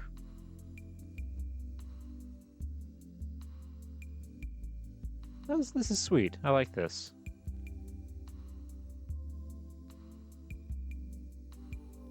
Huh. We didn't really learn much about Charles, though, in that one.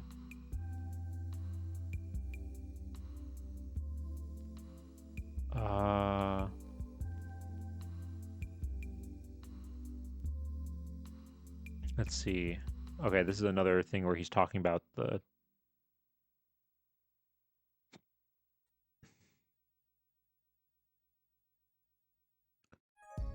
Yeah, this is just a thing. I want to see... I'm kind of going to stick to mostly, like... Because there's so much here.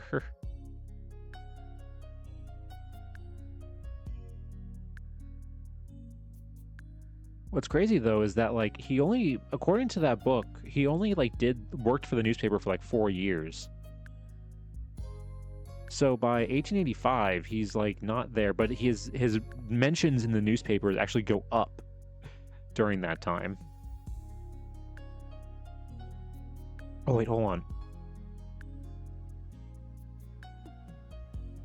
Oh, this is for Block Tioga Street. Okay, so this is...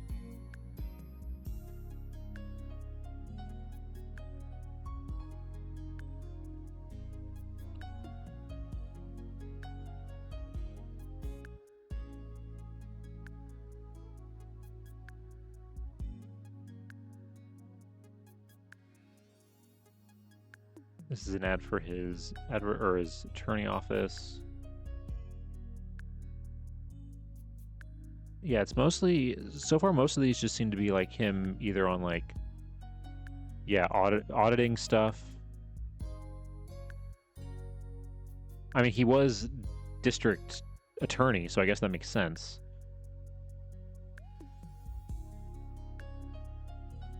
I'm trying to look for ones that are more just kind of like personal stuff like this. Yeah, see him being appointed as an auditor for like this sheriff's sale property.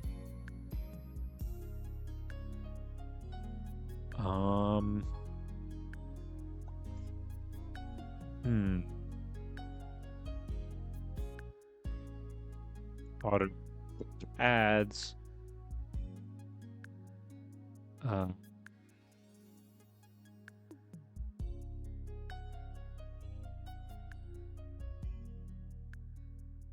let's see.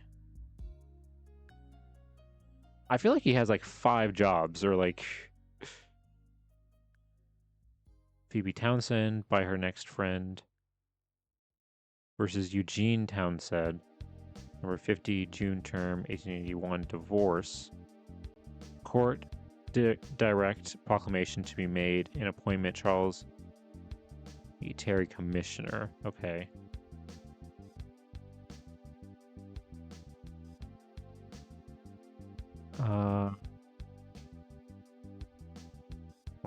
What is this one?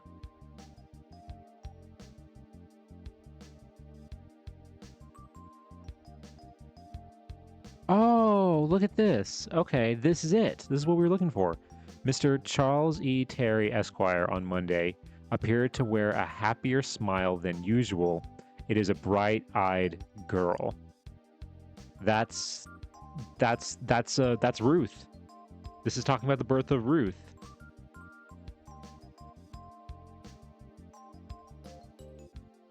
Okay, so we were able to find something for her.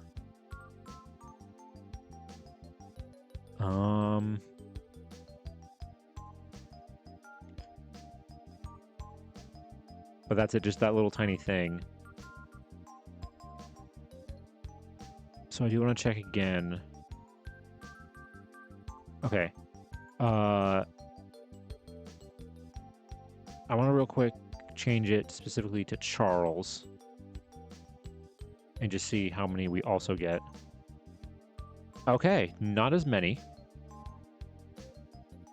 Not as many.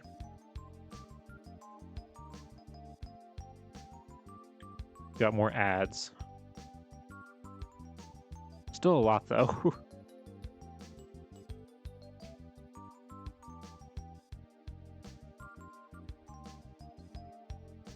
To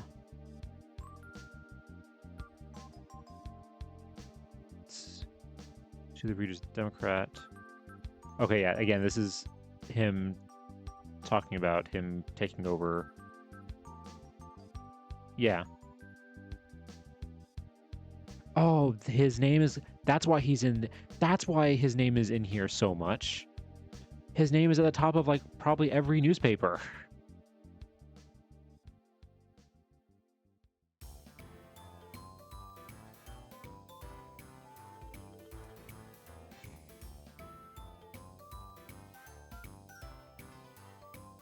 Yeah, that's why he's showing up in this, so much in this. His name's at the top of every newspaper. Because it's his full name here. Oh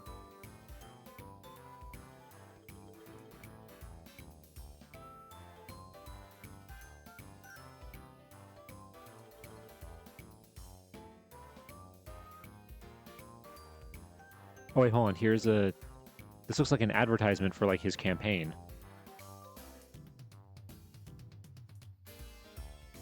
Vote for Charles E. Terry for district attorney. He is a young lawyer and would be greatly benefited by an election to that office, while Henry Harding, the Republican candidate, has a large and lucrative practice already and would derive no advantage or benefit from holding that position.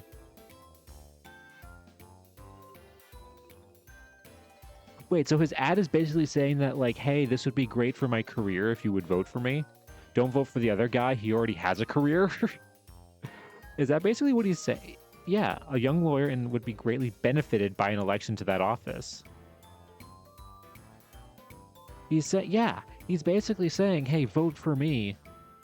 This will help me. This will get me, you know, be able to move up the ladder into, like, you know, he doesn't say, like, oh, I'm qualified or anything. If anything, that makes me want to vote for him less, because that means he's not qualified. Well, the other person, but hey, it worked. We know it worked because he got elected.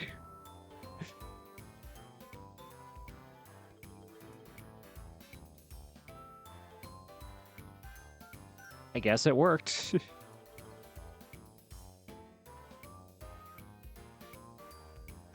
Is this the same thing, or is it slightly different? Hold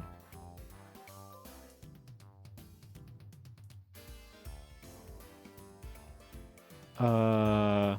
Okay, wait. The Office of District Attorney has always in this county been given to young attorneys in order to aid them in building up a practice.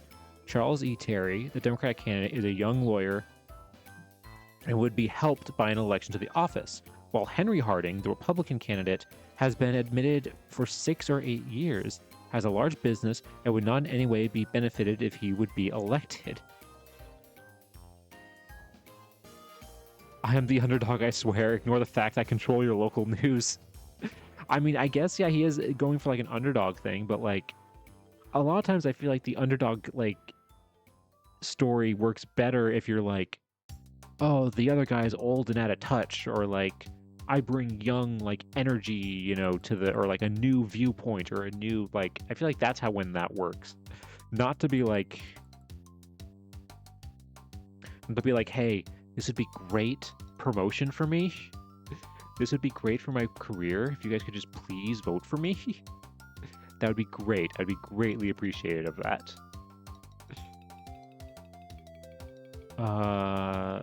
Okay, hold on. Do they have... Oh, are these the results? Hold on. I want to see if we have the results.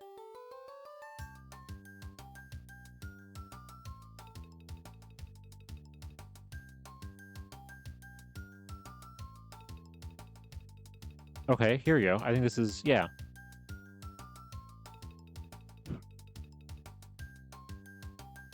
In another place will be seen the official vote of this county. An inspection of it will show that the Democratic electoral ticket received 196 majority. George B. Waters for county treasurer, 103 majority for Charles E. Terry for district attorney, 149 majority.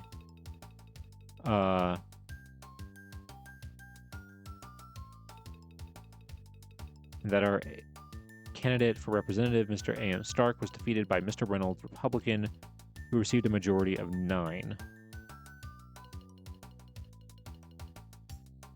A gallant fight. Democrats, Mr. Stark. Okay, yeah, talking about Mr. Stark. Is there anything else about?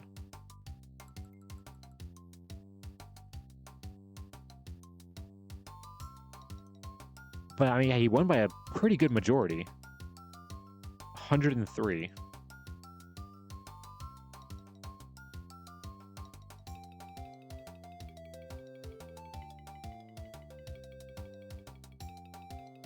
Oh, no, yeah, he got the district attorney 149 majority. That's actually really big.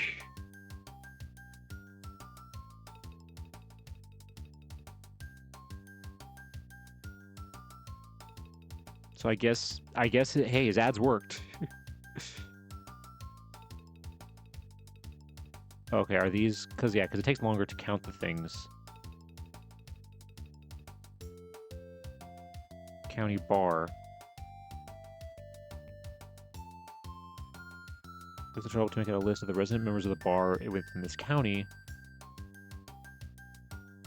Oh, wait, hold on.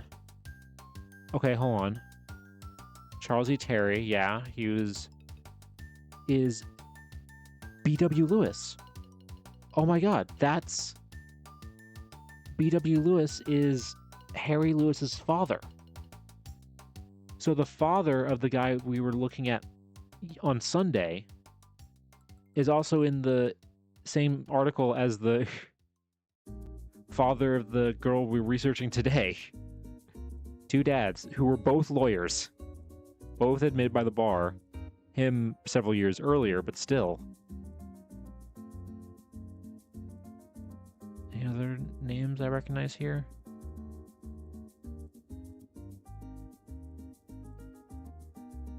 That's crazy.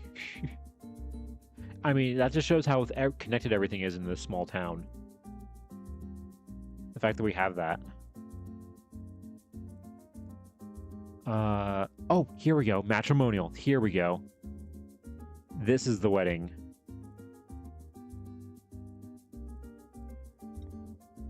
Charles E. Terry, junior editor and proprietor of the Democrat, and Miss Emma M., daughter of William Benedict of this place were united in the bonds of holy matrimony at the residence of the bride's father on Wednesday last. The Reverend S.L. Conde of the Presbyterian Church was the officiating minister who, in biblical language, made the twain one flesh by the beautiful and impressive ceremony in vogue with the pastors of the church. At precisely 10:30 a.m., the bride and groom preceded by Mr. and Mrs. Mrs. Harry Metcalf. That's Harry Metcalf is those are the parents. Those are the parents of Eleanor Metcalf, who is the birthday girl in the photo, whose birthday party this photo is of. God, everybody is connected. Yep, the Metcalf, that Metcalf.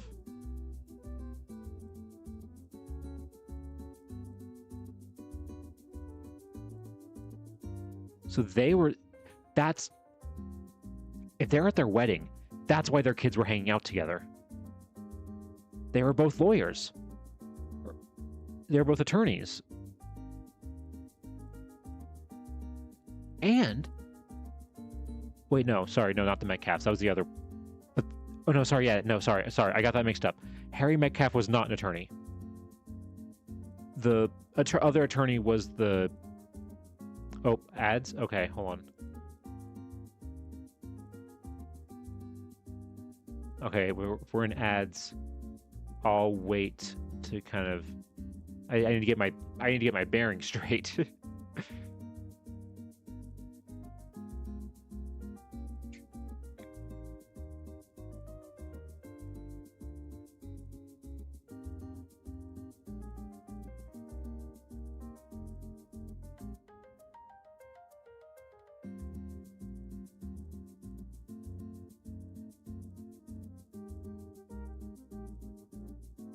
Okay, so it wasn't. Sorry, I got it mixed up. It wasn't the Metcalfs who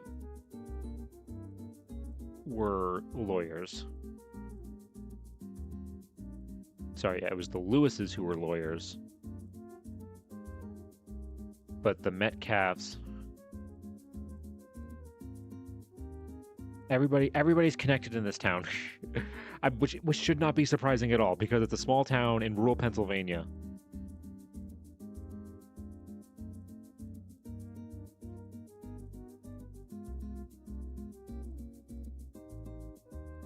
Well, I think we'll actually know because I'm pretty sure that's Mrs. and Mrs. Harry Metcalf. That's because I mean we'll find out on Sunday because we'll find out who Marion's parents are and we'll research her.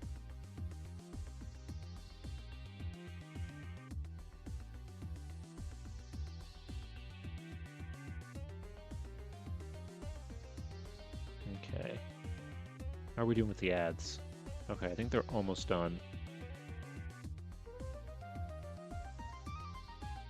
Once those are done, we'll continue.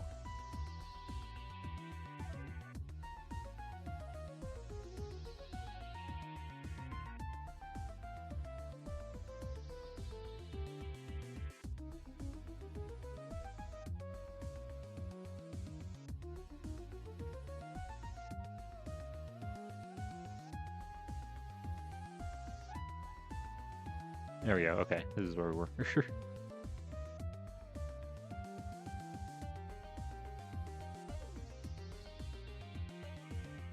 Okay.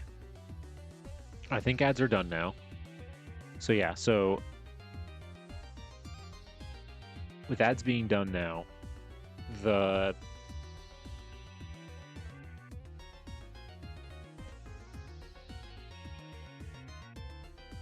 So yeah, so sorry. So I got mixed up as I was talking. Harry Metcalf was yeah, Harry Metcalf was the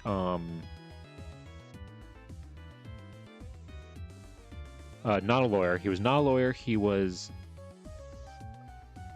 They are the parents, I'm pretty sure, of the people in the photo, and. Or no, wait. Because what? No, yes. Sorry, yeah, that is. God, this is.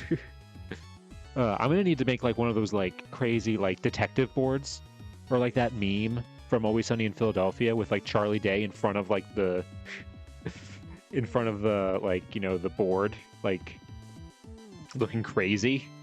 That's gonna be me, like at least halfway through this project, trying to figure out remember how like everybody is related, and like the connections and the relationships that everybody in this photo has somehow.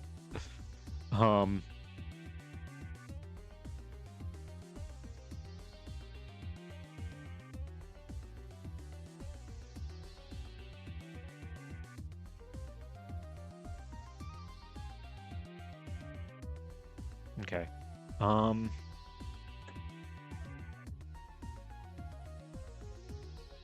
So yeah, okay, so we're reading this. I got the Metcalf, and then I got distracted. And the officiating clergymen entered the spacious parlor set apart for the occasion and arranged themselves in position preparatory to taking the solemn vows which made them husband and wife so long as they both shall live. The bride was dressed in rich drab silk, decorated with orange flowers, having the proverbial appendage of a long flowing trail, and she looked the picture of health and loveliness, while the groom was dressed in a plain black suit, very becoming in contrast with his blonde complexion. Oh, he has blonde hair. After the conclusion of the ceremony, the company sat down to tables laden with delicacies and luxuries, such only as the hostess, who is master of the cuisine art, can furnish, to which all did substantial justice in regaling the inner man. About 2:15 p.m., the barouche drove up, and the bride and groom departed on their wedding tour amid the congratulations of friends, and the wish that a long life of happiness is in store for the newly wedded, and that they may in truth possess two souls with but a single thought, two hearts that beat as one. Among the many beautiful and valuable presents, we have room only for the following: 12 silver-plated knives by B.M. Hall, silver tea set, Charles E. Terry. Wait, he got himself a gift? Because this is... I guess he got himself a gift, or like that's a gift for...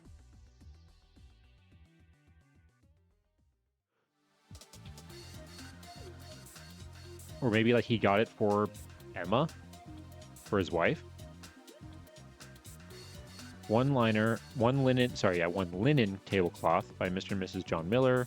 One linen tablecloth by J. Jenkins. Napkins, Mrs. B.W. Lewis. That's... Yeah, they all know each other. All the parents of all these kids know each other. Molly Armstrong, towels. Mrs. T. Roberts, towels. Mrs. E. G. Sampson, silver cake basket. William F. Terry, pickle caster. Mrs. E. Terry, fruit dish. Mr. and Mrs. Horace Terry, and Mr. and Mrs. Heckman, parlor. Wait, Heckman. That's another name that... Hold on. That's another name that appears on the list. Yeah, number 15, Lillian Heckman. Okay. That could maybe be George, and they just like... Hold on. This could just be George, and they just like spelled it wrong. But we'll find out if that is the same Heckman family. Parlor lamp, S. Armstrong. Silvercaster, J.G. Layton, Jeannie M. Layton, and Marion A. Ackley. Layton is also... That's another name that's on here. See number there, number 11. Number 11 and number 20. So, wow, okay. Everybody's connected. Fruit dish and plates, Miss Ina Price. Toilet set, LF Camp. Fruit dishes, NBC Society. 2 panel pictures, Mrs. Etta and Molly. And Mr. George Hulbert. Bedspread and decorative chamber set, Mr. and Mrs. Alvin Day. Hanging lamp, Mrs. George Osterhout and Mrs. Metcalf. $12 in silver, Job Hall. $10 in gold, Mr. and Mrs. Harry Metcalf. So we had like 4 different names on this. 4 different names from this list here. So honestly, this party could be a situation of just like parents forcing their kids to hang out and be friends together and go to this party. Which kind of, that happens when you're a kid sometimes. Okay, so I'm definitely keeping that because that shows how some of these people were definitely connected. I think this is... I don't know if this is the exact same one. Terry and Benedict. Okay, no, I think this is different. It's still their wedding, but it's different. The marriage of Mr. Charles E. Terry to Miss Emma M. Benedict was witnessed by quite a large party of relatives and intimate friends at the residence of the bride's father, Mr. William Benedict. On Wednesday morning, Reverend S.L. Condi was the officiating clergyman and performed the ceremony in a very impressive manner. The usual congratulations were made. Sorry. The party repaired to the spacious dining rooms and sat down to a sumptuous repast, which we will not attempt to describe. Everybody seemed to be in the jolliest mood and all passed off merrily. At 12:40, the happy pair took the train for New York, where they will remain visiting points of interest until Monday. The wedding presents were nice and valuable and were of practical utility. Mr. Terry is the junior partner and editor of the Wyoming Democrat and district attorney-elect for Wyoming County. He is an energetic, enterprising businessman and evidently has before him a bright future. The now Miss Terry is one of Tug Hannock's fairest daughters and commands the admiration and esteem of all who know her. May they live long and prosper. This is like 80 years before Spock was invented. May they live long and prosper. Dang.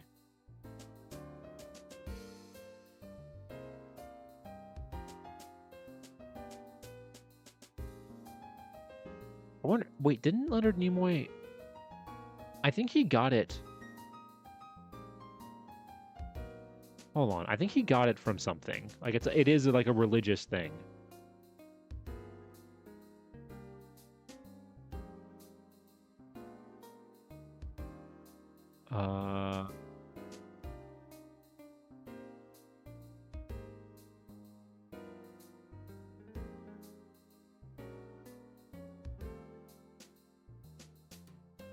Okay, yeah, it does come from...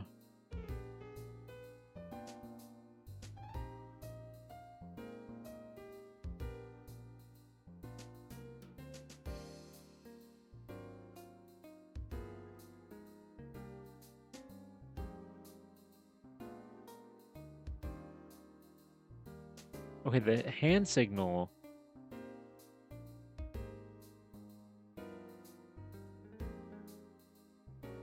The hand signal is from like a Jewish tradition. Because Leonard Nimoy was Jewish.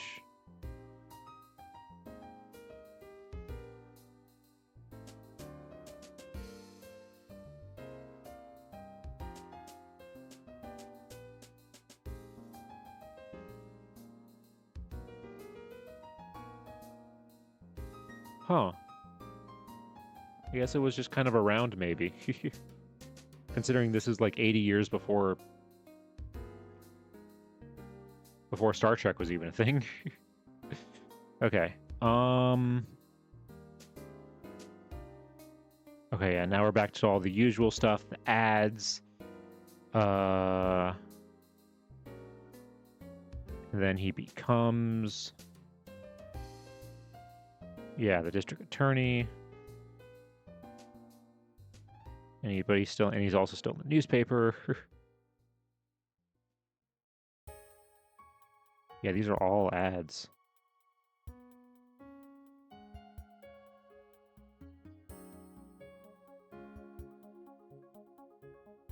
All ads and just notices of like...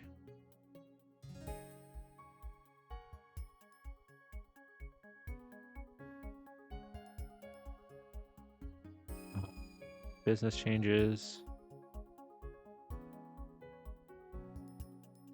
Okay, I want to get to... Wait, hold on. Okay, this was like a case maybe he worked on. I'm just curious. Oh. Hold on, let's try that again. There we go. Huh. The vacancy of the office commissioner's clerkship, occasioned by the death of William F. Terry. We understand was tendered the appointment but declined. Oh, whoa. Okay, hold on. Okay. So his father, William F. Terry, vacancy of the office of commissioner's clerkship, occasioned by the death of William F. Terry, was yesterday filled by the appointment of J.R. Mahone, Esquire.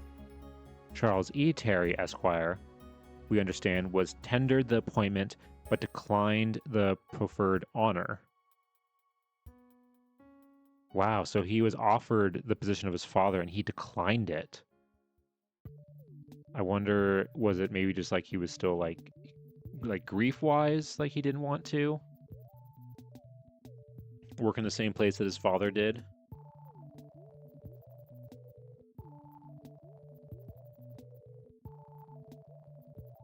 Huh.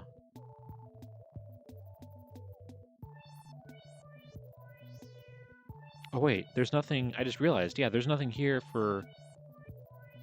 Because Ruth was born in 28th of September. There's nothing else here from that time.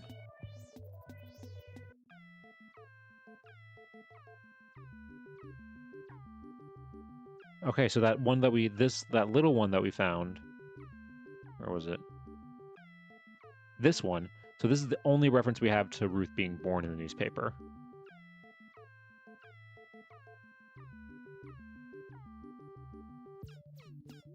Oop.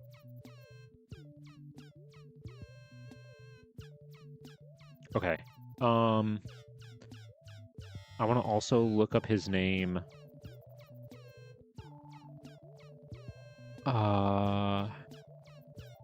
We'll make it the abbreviated form again.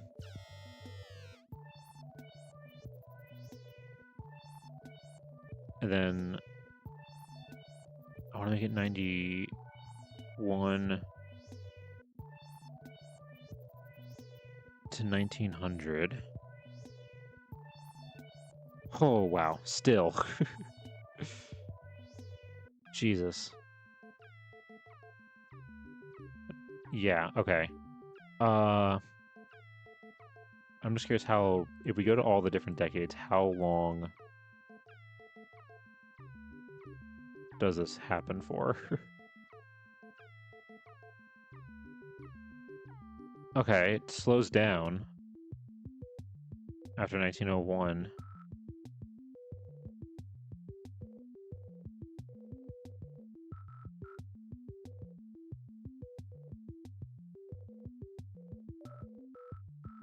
Now let's try 1911. Actually, no, we know. Because let's try Charles. Whoops. Yep, 307.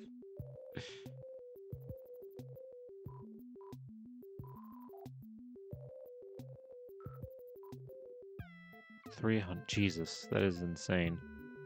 Not that much for the beginning, but like for some reason after 1904, he's like in it a bunch. Hold on.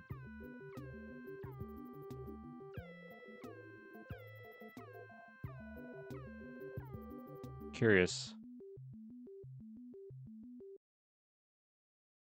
What is it that like...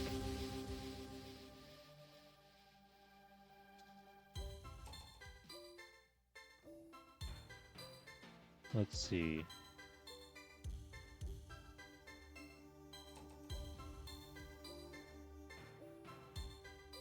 What is this?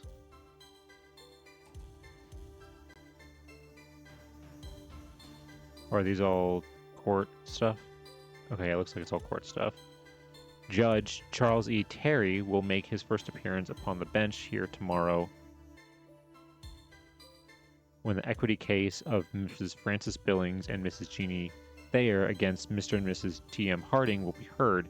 Plaintiffs in the case are endeavoring to restrain the defendants from erecting a building upon East Tioga Street, which will interfere with their own property. Now, when it says make first appearance upon the bench, does that mean... So it was in 1904 when he... Maybe... Oh, is that why now he's showing up in all the newspapers? Is because... Hold on. Is that like when he became a judge? Yeah. There's like nothing until 1904. Hold on. Fall meeting. Oh no, that's about that. Oh, okay, yeah. This is him. Yeah, he ran for judge.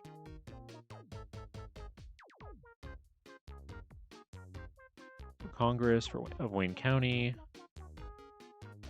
For state senator of Ottawa. President. Yeah. Okay, yeah. So he was running for judge in 1904, and that's when he got elected. Okay, so if we go to November.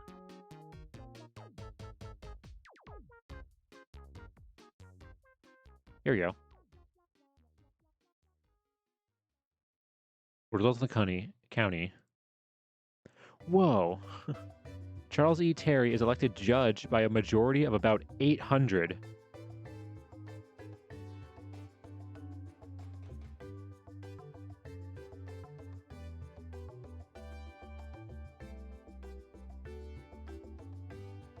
Sylvan County gave a majority for Dunham of 63, it is said, which makes no serious inroads in Terry's majority in the county.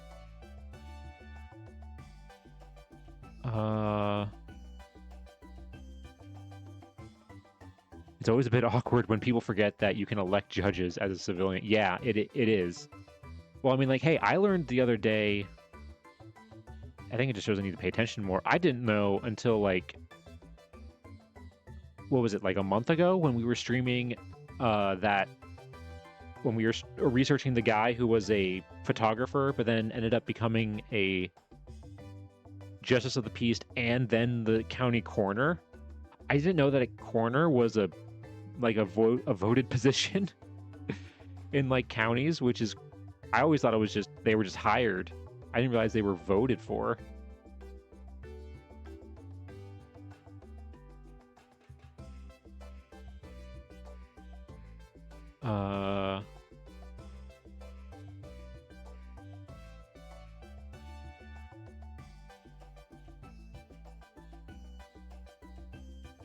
Oh, okay, hold on. This gives us a little bit of an idea of what he's doing at the time. In many counties, yes. Okay, maybe it's just in the counties that I've lived in, it hasn't been a thing. Because I don't recall ever seeing coroner as an option. I guess I'll double check that next election rolls around. Okay. Judge-elect Charles E. Terry will give up his law practice in Wilkes-Barre and also resign as attorney for the Lehigh Valley Railroad Company and for the Taxpayers Association of Luzerne County in time to take his seat upon the bench in January. The object of the Taxpayers Association was to see that taxes in the various parts of Luzerne County were collected and applied to legitimate uses, a thing that always needed attention from parties outside the regular officiary.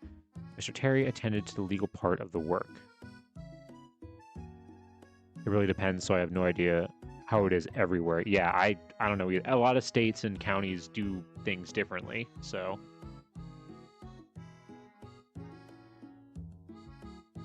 I just think it's crazy that, like, I think it was more... I was more shocked to, like, how the...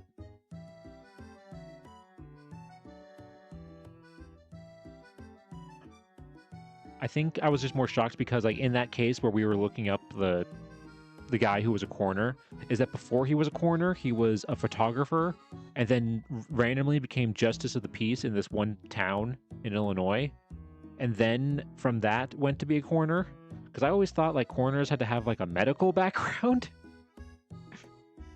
Like, some kind of medical background. But hey, I guess not in that case.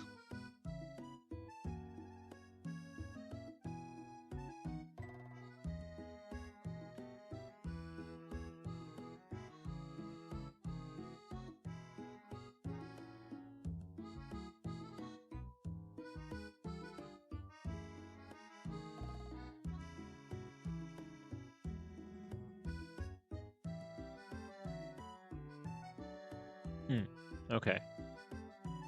So back in terms of this. So yeah, so 1904 is when he was elected judge.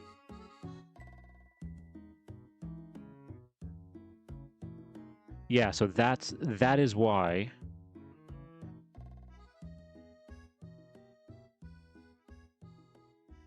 That is why Charles suddenly has a ton of entries in the newspaper after this point.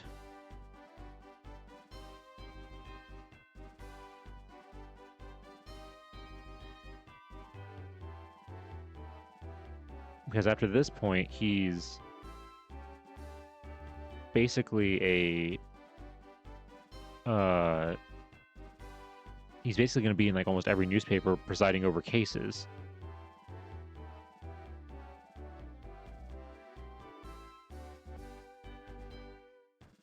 Yeah, all of these. He's going to be in, like, every single one of these. Yeah. Oh, yeah, officers director. Yeah. So if he's going to be in, like, every single one of these, Terry decides an appeal.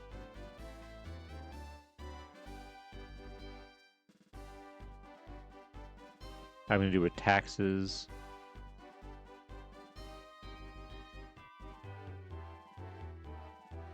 Huh. Photography was closer to science back then, so I guess they figured the guy they knew that could do chemistry and observation as a I mean, maybe? I mean, yeah, I guess that is true. Back then, yeah, photography was more of a science, so maybe... And I guess, yeah, you'd have to be good at observation to be a photographer, especially back then. So, yeah. Maybe. It wasn't a small town, so I think it was just kind of like they had to get what they could get.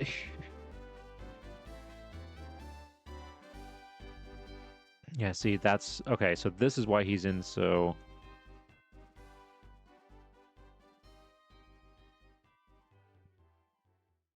this is why now he's suddenly in so many newspapers. Because every single newspaper has, like, a proclamation from him, and he's also in the directory. Because now if we go 1911 to 1920. Oh. Interesting. Suddenly stops after...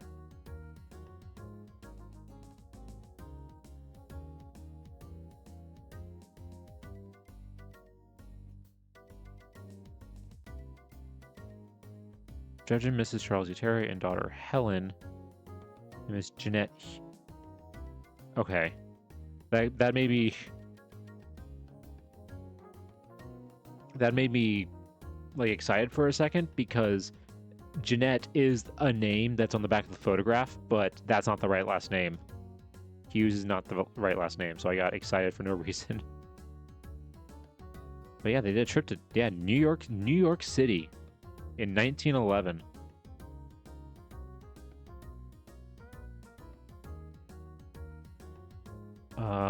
Court.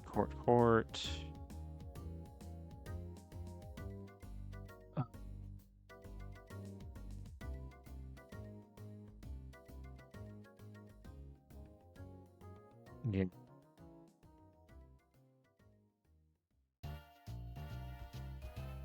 Ooh, wait, hold on. What is this? Judge Charles E. Terry presided at the trial of the men charged with attempting to bribe Mayor Knifin of Wilkes-Barre last week. Ooh, we got some political bribery.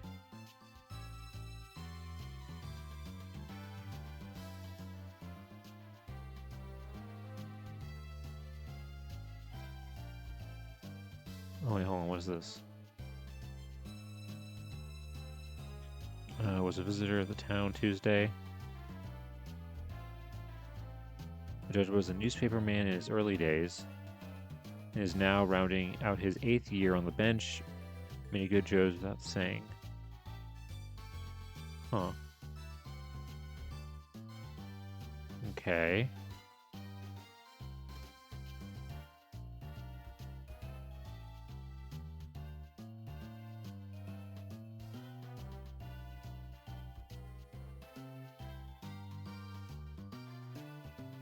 Those are all just the directory.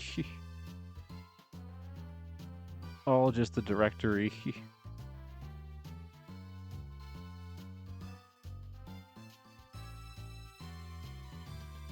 Majority are just the directory. That's all we got here.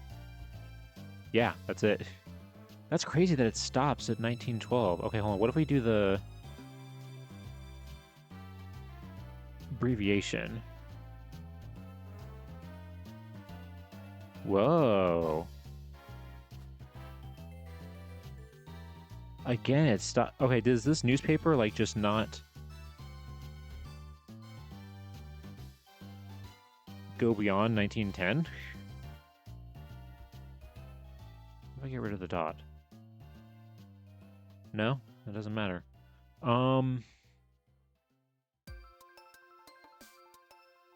Okay, well, what if we change it to 1921? It's 1930. I think by 1930 he had retired.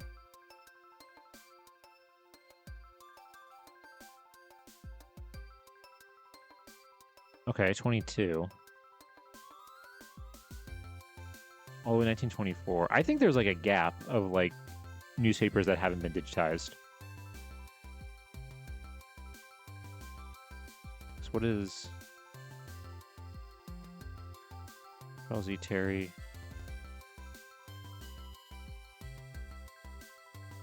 County.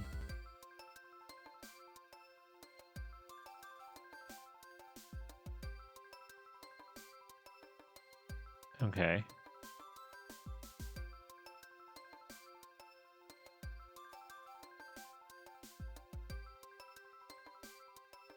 Let's see. That's some more 1927. A lot of 1927.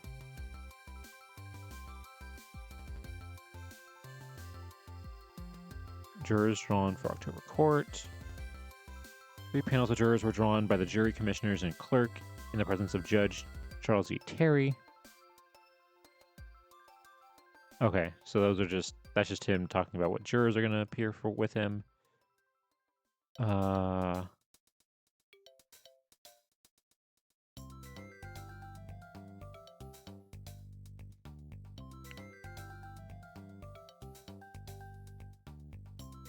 is this one?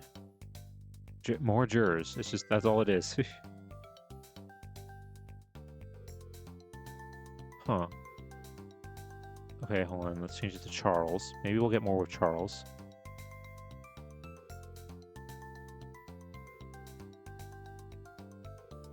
Okay, yeah. There are definitely more with Charles.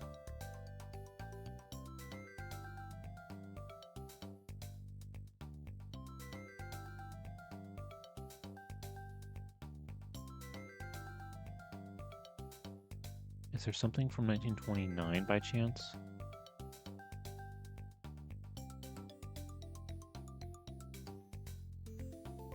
Oh, hold on, what is this? Terry's in Laporte. Miss Helen Terry and Lucy Berksbury motored to Laporte yesterday morning and will spend several days enjoying the scenery in that vicinity. Okay, just him going on vacation.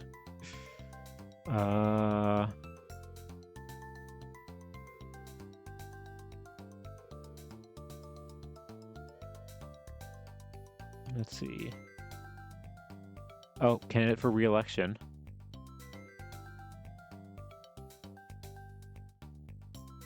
What is this? Yeah, this is him running again to be elected as judge. I'm gonna guess that he won, considering how he's still showing up in the newspaper all the time. After this is 1925, so yeah.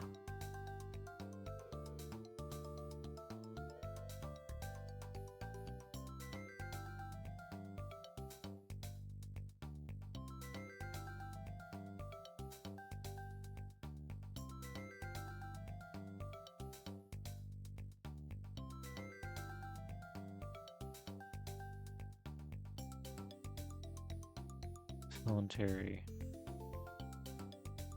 Okay, that's just her, or that's just him hanging out with his daughter.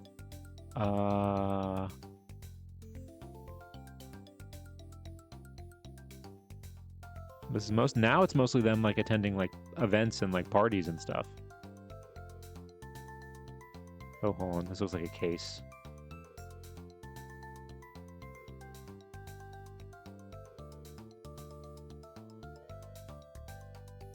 At a meeting of elders of the churches of the Presbytery, a most hearty commendation was expressed of the work of Judge Charles E. Terry, an elder of the Taconic Church, in suppressing the illegal sale of liquor in his district, and his firm attitude in the punishment of those who are offenders against the 18th Amendment and the Volstead Law. Okay, so he's...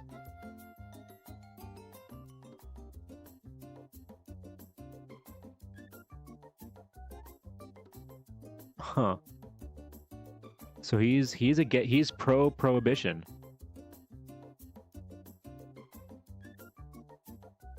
Interesting.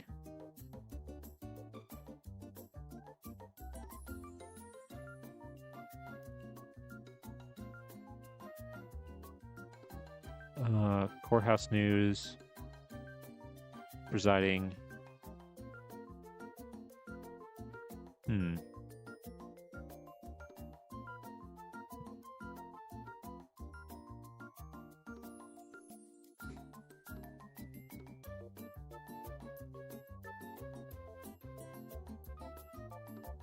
Okay.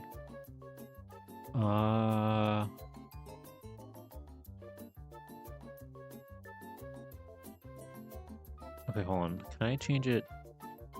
I want it specifically to be 1929, because that's when...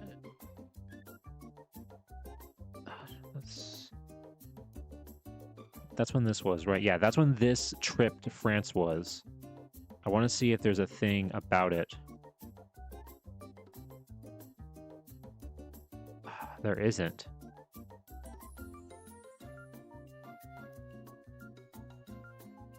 Hold on, wait, what is this? Golden Wedding, 50th anniversary of the marriage of Mr. and Mrs. Henry F. Metcalf.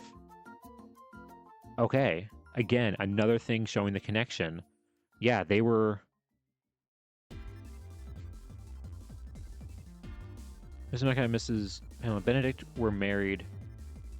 Oh, that's the connection. That's the connection. Pamela Benedict. Pamela is Emma's sister, probably. Charles, yeah.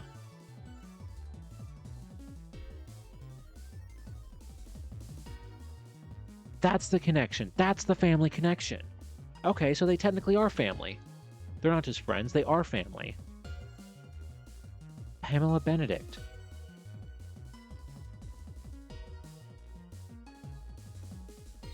God, I'm gonna need to I need to make like a family tree. But when we go through all of this, I need to spend way too much time making a family tree to figure out how everybody in the photo is connected. Oh, that would be such a pain, but actually no, it won't be a pain. I think it'll actually be kind of cool. But yeah. That's the connection. And then, yeah, B.W. Lewis and daughter Helen, Charles E. Terry, Miss Belle Miller. Huh. Okay, so that... Oh, contestant lost his case. I wonder what it was. Hold on. See judges. Held an adjourned session of the court at LaPorte Tuesday. Time of the testimony was taken position in the matter of the election of John S. Stilts as school director of the Cherry Township. The testimony of the petitioners was considered insufficient to warrant a contest of the election in the Bernice precinct, and the case was dismissed by the court at the cost of the petitioners. Oh, okay, so they were trying to dispute an election. Interesting. Okay. Okay.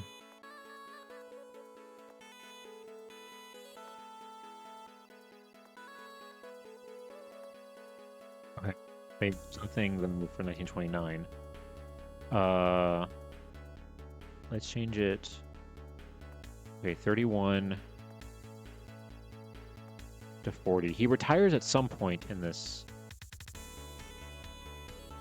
Oh boy.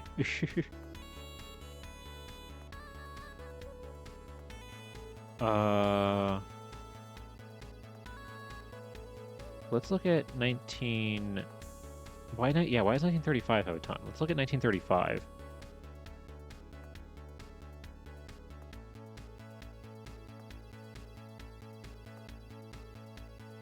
Okay, yeah, he's still a judge.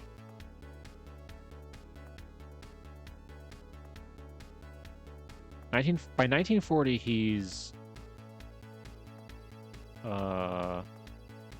retired.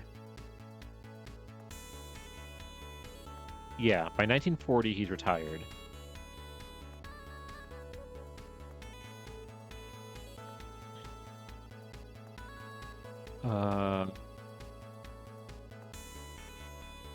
Okay, so hold on, let's change this again.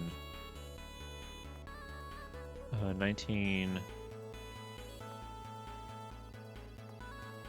Let's do 1937. Whoops, that is not a year. Hold on. That's way too far in the future.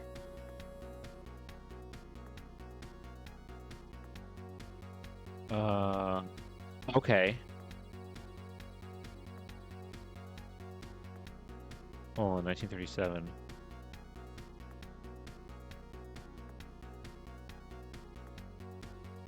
Okay, this still says judge.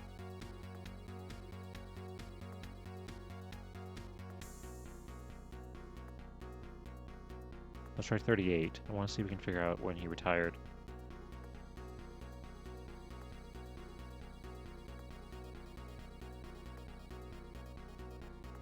What about this? Does it say anything about him retiring? This Honor President Association was elected honorary rights. Okay, yeah, no. That's not... what we're looking for. Maybe 39? Had he, like, just retired in 1940?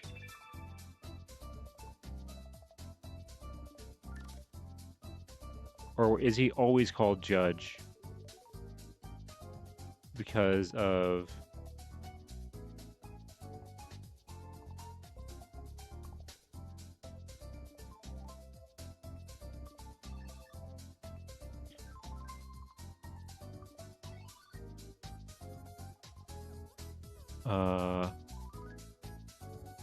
Oh, here we go. By Honorable Charles E. Terry, who served the district with great distinction and honor for 31 years, retiring January 1st, 1936. Okay, so that's when it was. So if we go...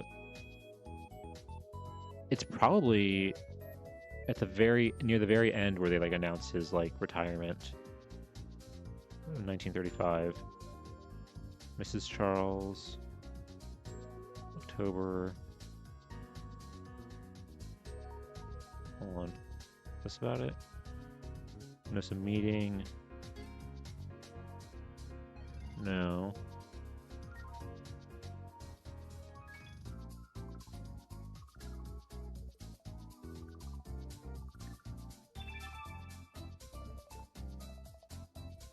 Here we go.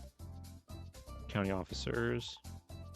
Monday, January 6th marks the beginning of a new year at the courthouse with the usual cordial change of officers. Is also the end of the decennial term of President Judge, when Judge Charles E. Terry will retire after 31 years upon the bench.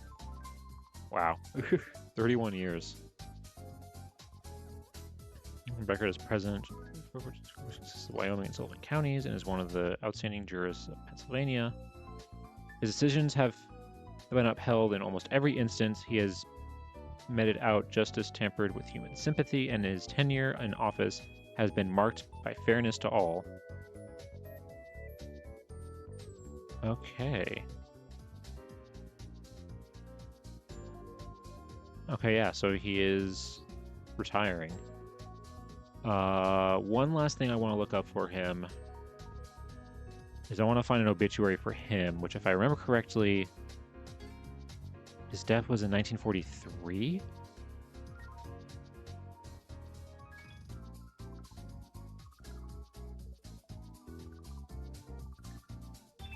Oh, interesting. 41 to 1945, just so we get a range. Really? Wait, nothing? Hold on.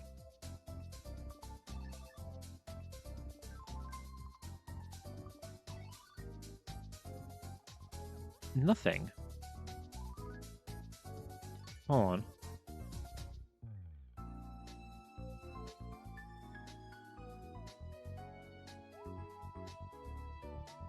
Hold on. What we might have to do, because, oh yeah, we had to do this for the other one. For Harry that we were looking up not yesterday, Sunday.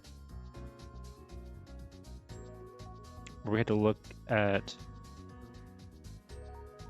Yeah, see, look, okay, 1941, it says he's ill.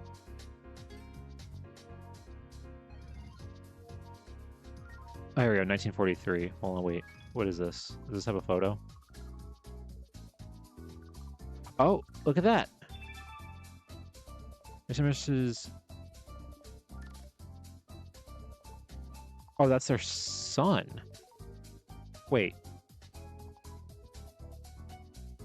This is a different Charles E. Terry. I was like, wait, he didn't have a son, so that's the wrong. Okay, no, these ones right here are what we want. Yes, we got a photo. There he is. That is honestly not far off from what I was picturing in my head. Yeah, that is very much kind of what I was expecting. Hold on, wait, can we have a thing that's like the whole...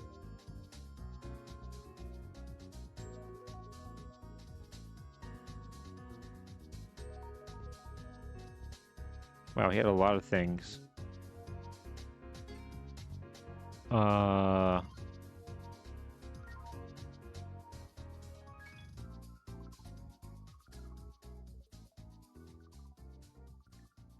Judge C.E. Terry died last night. Former Judge Charles E. Terry, aged 86, who served for 30 years as judge of the courts of Sullivan and Wyoming counties until his retirement in 1936, died last night at 8 o'clock at home, 40 West Tioga Street, Taconic, after a long illness. A lifelong resident of Taconic, he was the son of the late William and Ruth Terry, pioneer residents of Taconic. He was admitted to the Wyoming County Bar in 1879 and practiced law in that county until he was elected judge in 1906. He served as president judge of the two counties during his last term on the bench. One of Taconic's most prominent citizens, was active in all community affairs until ill health caused him to retire about 8 years ago. He was a member of the Taconic Presbyterian Church and Taconic Lodge of Masons. He was married to the former Emma Benedict, December 15, 1880, by Reverend S.L. Condy, then pastor of Taconic Presbyterian Church. The couple observed their 62nd wedding anniversary last September. Wow, 62 years. That's crazy. Surviving, besides his wife, is a daughter, Helen, at home. The funeral will be held Saturday at 2:30 p.m. from late home. The Reverend Morris Ryder officiating, interment in Sunnyside Cemetery. Yeah, this is his obituary. And this one, yeah, I wanted to click on this one because, like I said, it has his picture, so we can actually see kind of what he looked like. Does he have a mustache? No, I think that's just how the lighting is with the photo. But look at that.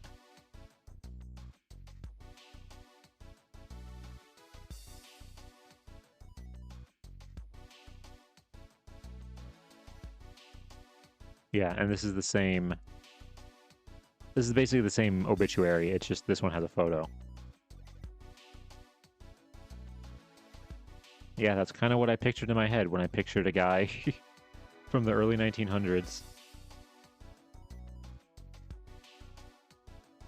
All right, but yeah, I think that's where we're going to end it today. I mean, we were able to expand on what we were looking up, because I think that's kind of my strategy, is that when we don't find much on the original person that we're trying to look up, we just kind of look up the rest of their family and try to find other connections that way. Like here, we were originally...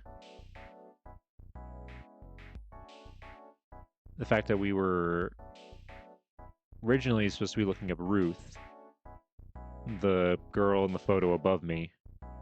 Found photo of quintessential guy. Yeah, I mean, he does look like a very 1930s judge.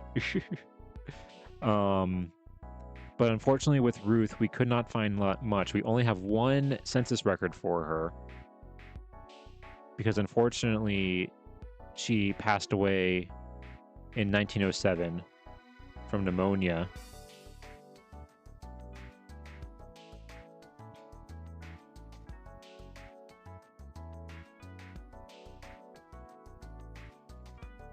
And then, yeah, passed away from pneumonia and died in 1907 at the age of 25, only 25 years old.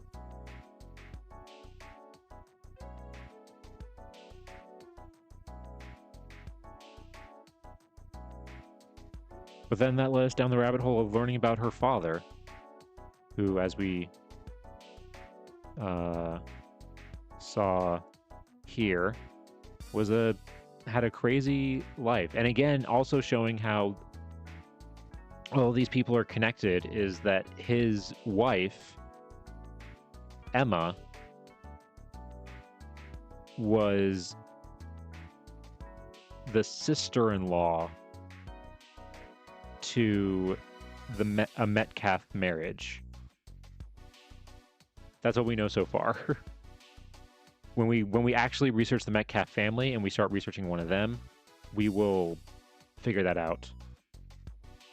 and figure out how that part's connected. But I think we got everything that we can here. Because I do have, yeah, I have Emma here. Okay.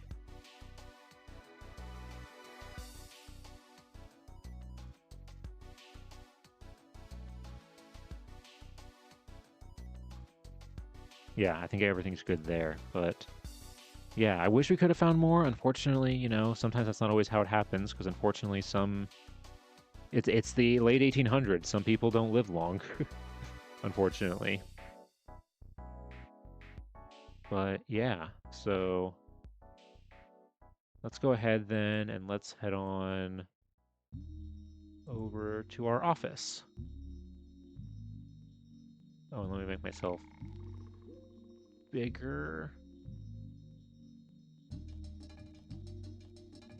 All right. But yeah, that's going to do it for tonight, folks. Thank you guys so much for being here. If you're new here, I'm not a professor, but you can call me Nap. I do these streams every Wednesday and Sunday at 6:30 p.m. Eastern Standard Time, where we do genealogy research like this. Also, I have a YouTube channel down below if you want to check that out as well, where I upload shorts on some of the stuff that we find on our streams. So I highly recommend checking those out. Let's see. What else do I normally say? I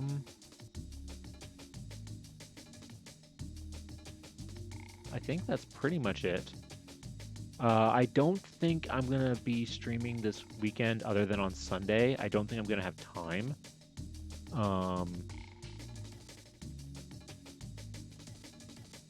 Yeah, just kind of how timing is and everything.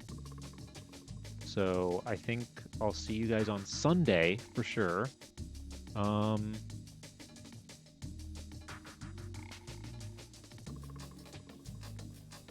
So let's go ahead.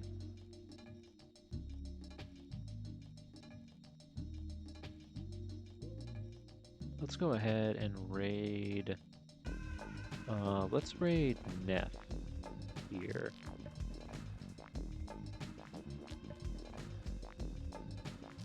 Yeah. All right, so let's get that raid going.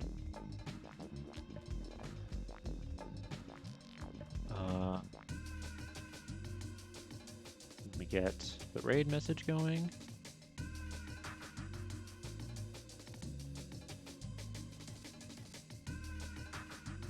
And then